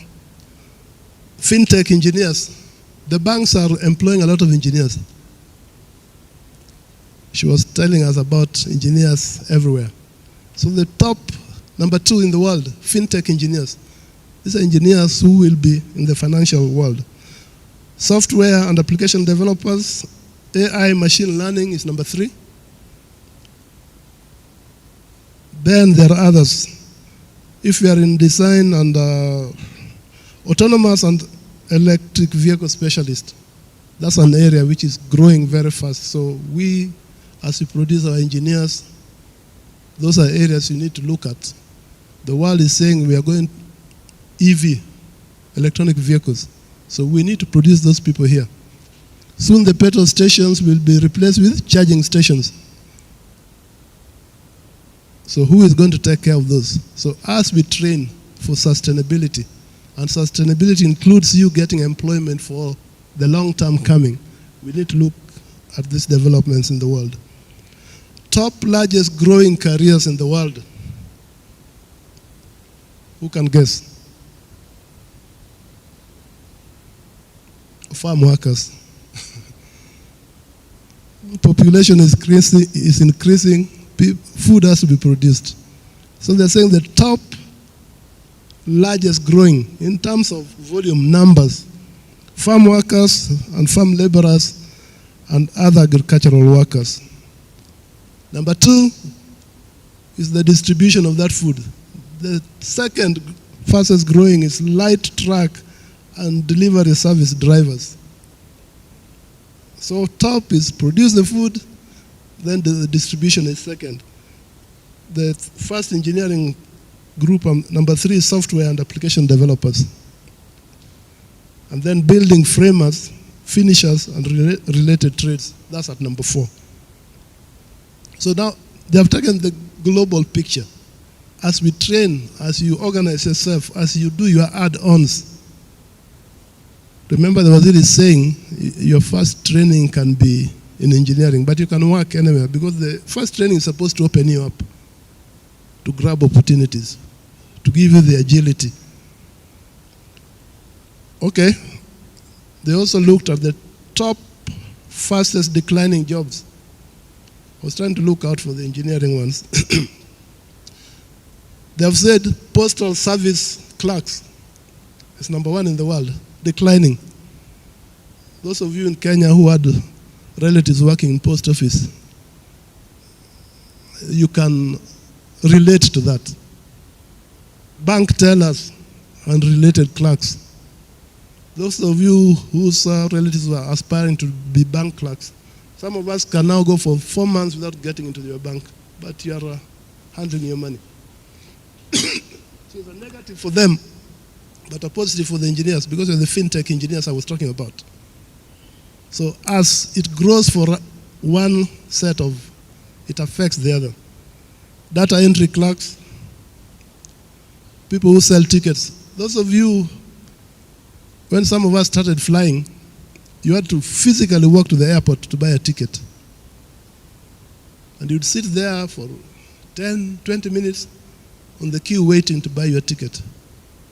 Now, as we are here, you can buy your ticket, book your flight, pay for it, and then leave from here, go and catch a flight to go to Nairobi. So, as you engineers improve the world, it's also sweeping away some jobs. And if the people who are there are agile, then they are doing add-ons so that they are able to move from what they were doing and they're moving to another area. Top largest declining jobs in the world, cashiers and ticket clerks. Umesikia ticket sasa. You want to go and watch a game. We used to line outside to go and watch Gor Mahia play AFC. Line from here to the road. And nowadays you do it on your phone.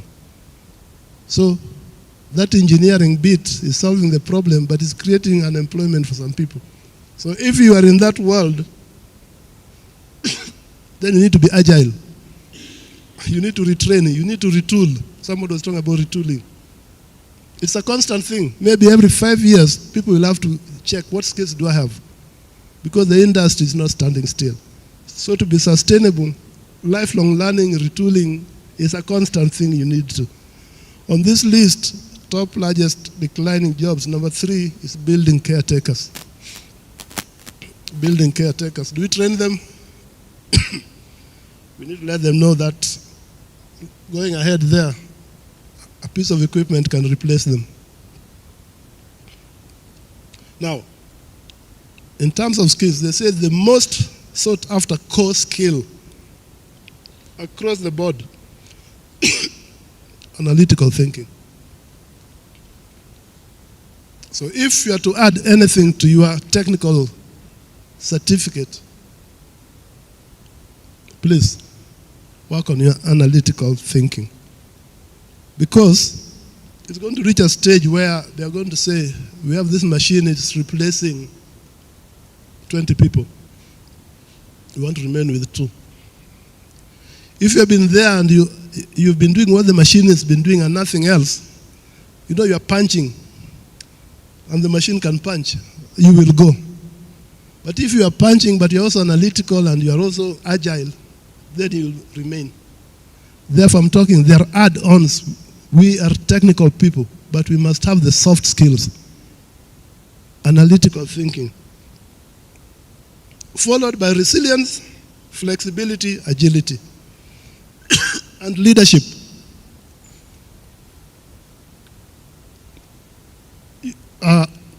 If you came to my office 20 years ago, there would be a clock, a calendar, a diary, blah, blah. Christmas gifts, they were sending out cards. Today, if you come to my office, I carry it there, it's my mobile phone.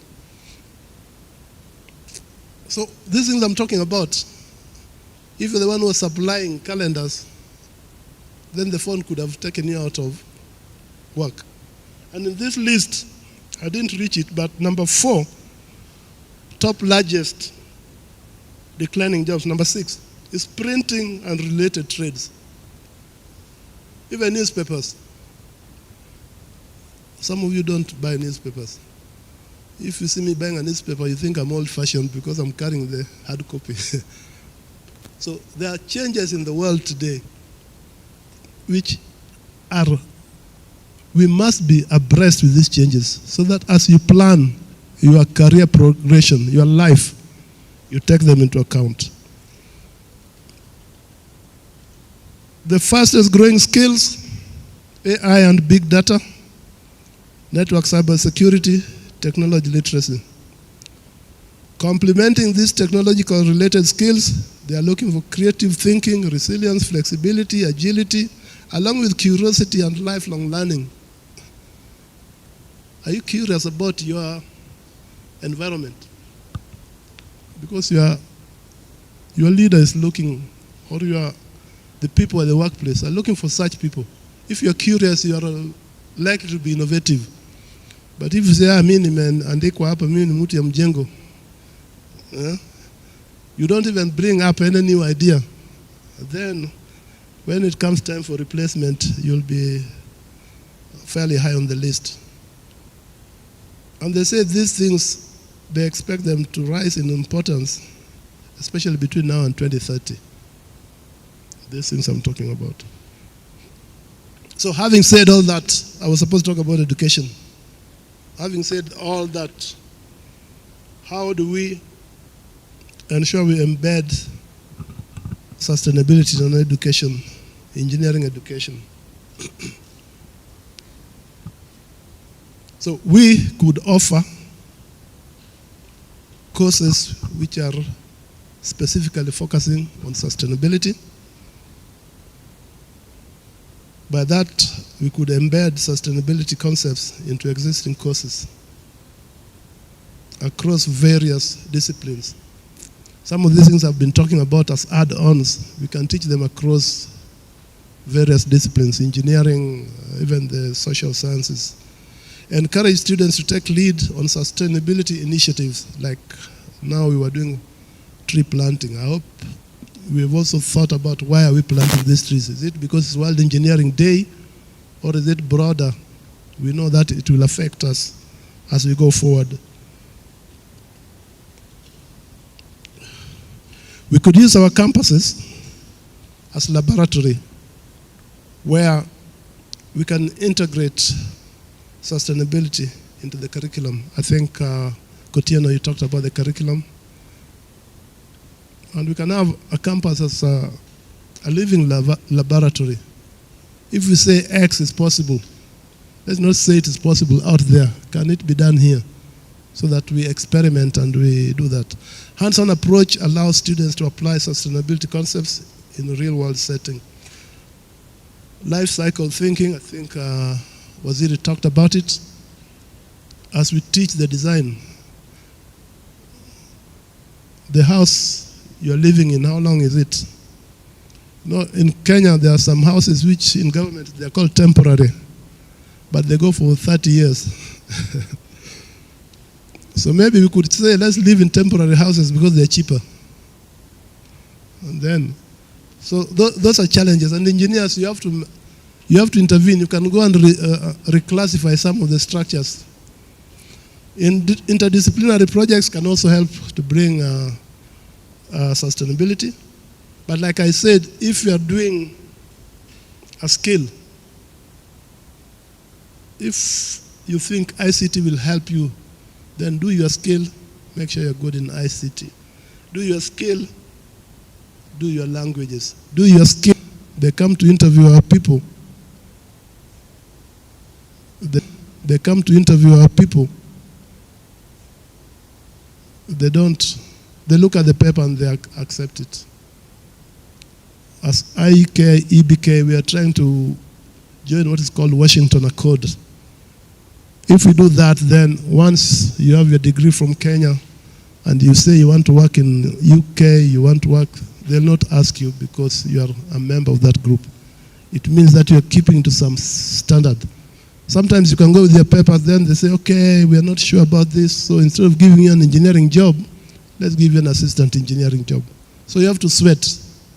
You might even be better than their people, but you have to sweat harder.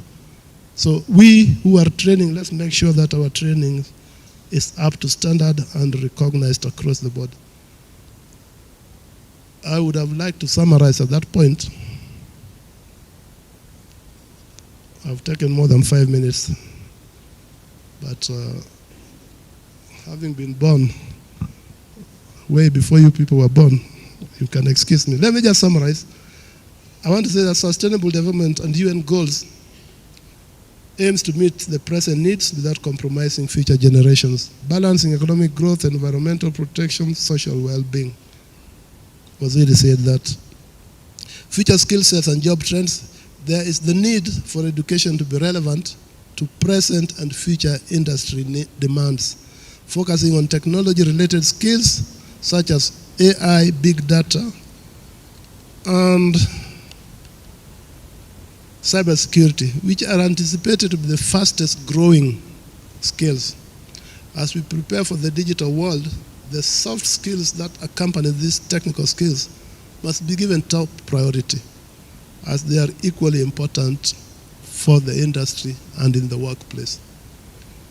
Recently, I was somewhere, we were interviewing for carpenters and electricians, and those who didn't have ICT skills, we locked them out because they're going to work in an environment where we don't expect the plumber or the electrician to be carrying a piece of paper to report to his supervisor. He's going to have an office where he has a workstation and he's going to operate. And some of them say, yes, when we're in school, we did ICT. And since then, I've not really.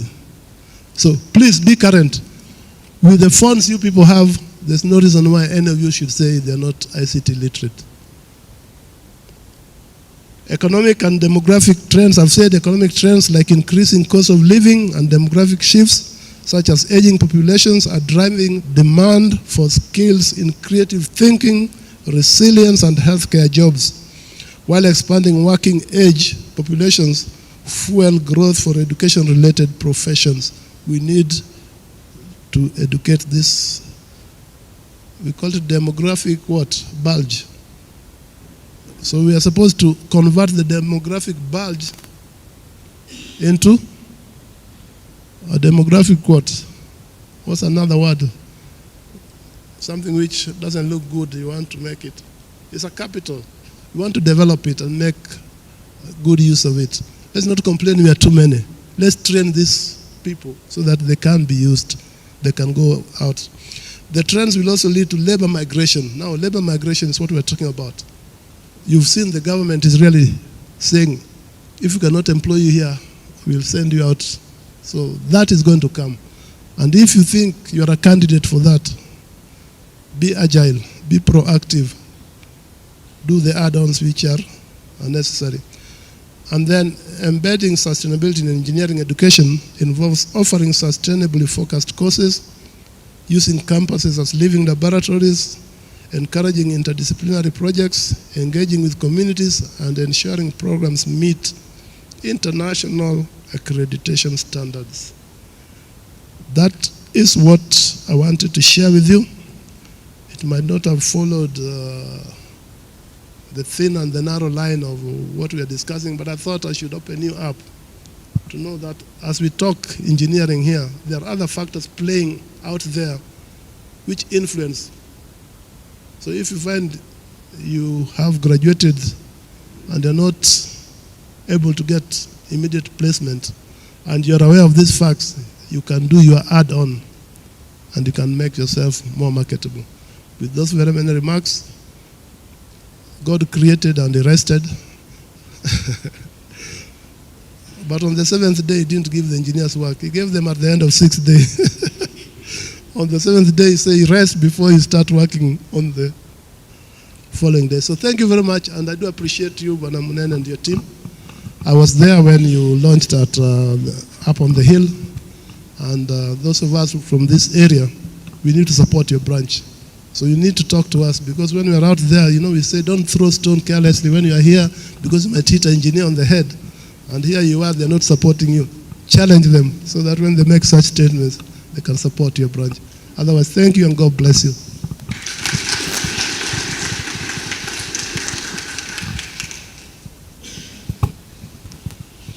Thank you very much, Engineer.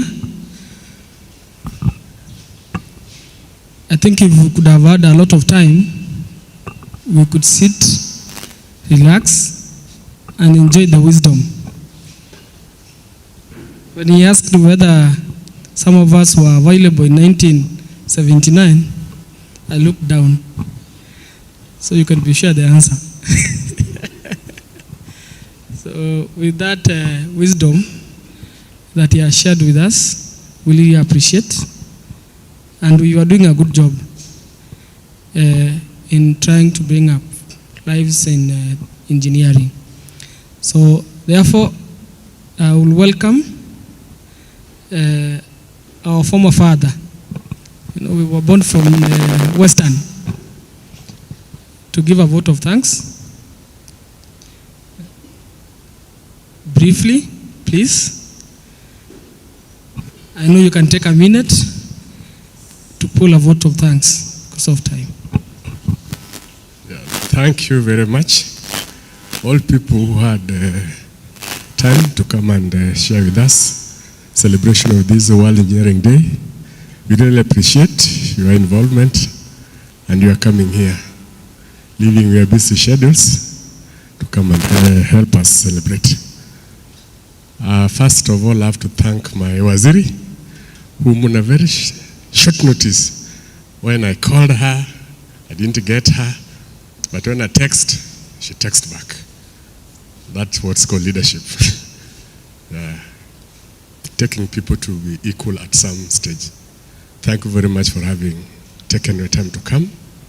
Engineer Kidanda, my senior, thank you very much for your involvement in engineering matters. When we were in Mombasa, I normally see you there. When we were launching the Nyanza, I was there. Thank you very much. Madam, we have to appreciate. In fact, we are thinking, where do we take this thing? All other branches have the opportunity or leverage of having a university who are teaching engineering. Western can go to Masinde Muliro or Giruth, Jaramogi Odinga. Nyanza, we don't have a strong institution which train engineering.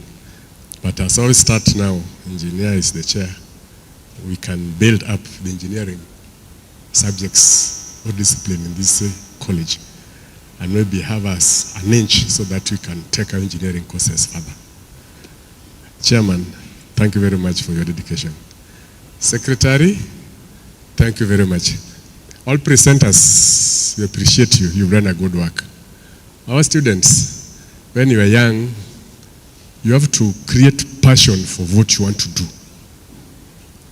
And if you create a passion long time enough, sometimes your expectation you've not reached. You found yourself here, but you wanted to go to university to do engineering. The route is still there. You can still be an engineer. Kindly don't lose hope. You can still be an engineer. So just pick your subjects and know that whatever you do it diligently and have your good work plan of how you want to learn. Then after that, you can still reach where you wanted to reach. That small remark, Secretary, I say thank you very much.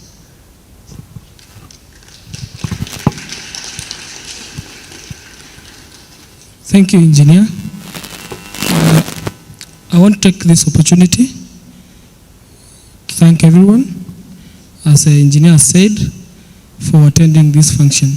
Now I call upon the chairman, IK Nyanza, to also give his closing remarks as we wind up. Good afternoon once more. Thank you. The immediate past chair has given the vote of thanks. For me, I would just say I'm also very grateful for Waziri, the Kisumu Polytechnic leadership, and all of you for making time. I know this is a weekday, and it is quite a busy day, like any other normal day, but you've created some time. In our program, we had a mentoring session, which we are not going to have. We will discuss with the principal when we can have even a bigger large of engineering students and conduct a whole afternoon session of mentorship where we will have a bigger audience. So we will end our meeting at this juncture. I'm sure everybody, the Waziri here, Chair, the Principal and the Deputy and the whole team, you also have very tight schedules. And it was in our intention that this meeting should come to an end at 1. It's great we have achieved a number of objectives. I'm sure the students who are here have been inspired. We've been able to do some tree planting. We've done some exercises. For those of you who have not been doing some exercises, 3.5 kilometers walk, that is also a good objective that we have achieved.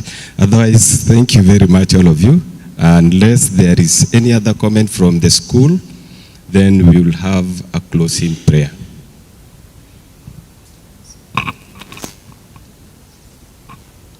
Yes. I think after we are done, we will escort our guests for some refreshments. Then the rest of the team will remain behind here for directions. Thank you. Oh yes, I'm reminded we need to have a group photo. Thank you very much. we need to have a group photo. I think outside there would be the most ideal. Some students who can assist us to get the seats where we can have the leadership sit down. Then some people can stand so that we can all be able to fit in the group photo. But I think that is after we do the closing prayer. Okay? So we can have a closing prayer, then we meet outside for the group photo, then we'll have our guests where they will be directed, and the rest of the team can remain behind here shortly for some direction. Otherwise, thank you. Back to you. Thank you very much. Know that we are in the home of a mother, in the home of one and only senior principal. Why can't you just say a prayer for us? Thank you. Shall we stand up for a word of prayer? Almighty and everlasting Father, we thank you this afternoon, Lord. We sought your presence in our midst when we began this procession activity in the morning. Father, you have been very faithful and gracious to us. We have completed the activity well. I also commit the meal ahead of us, Father. Bless it as we take it. In Jesus' name I prayed and believed. Amen. Thank you.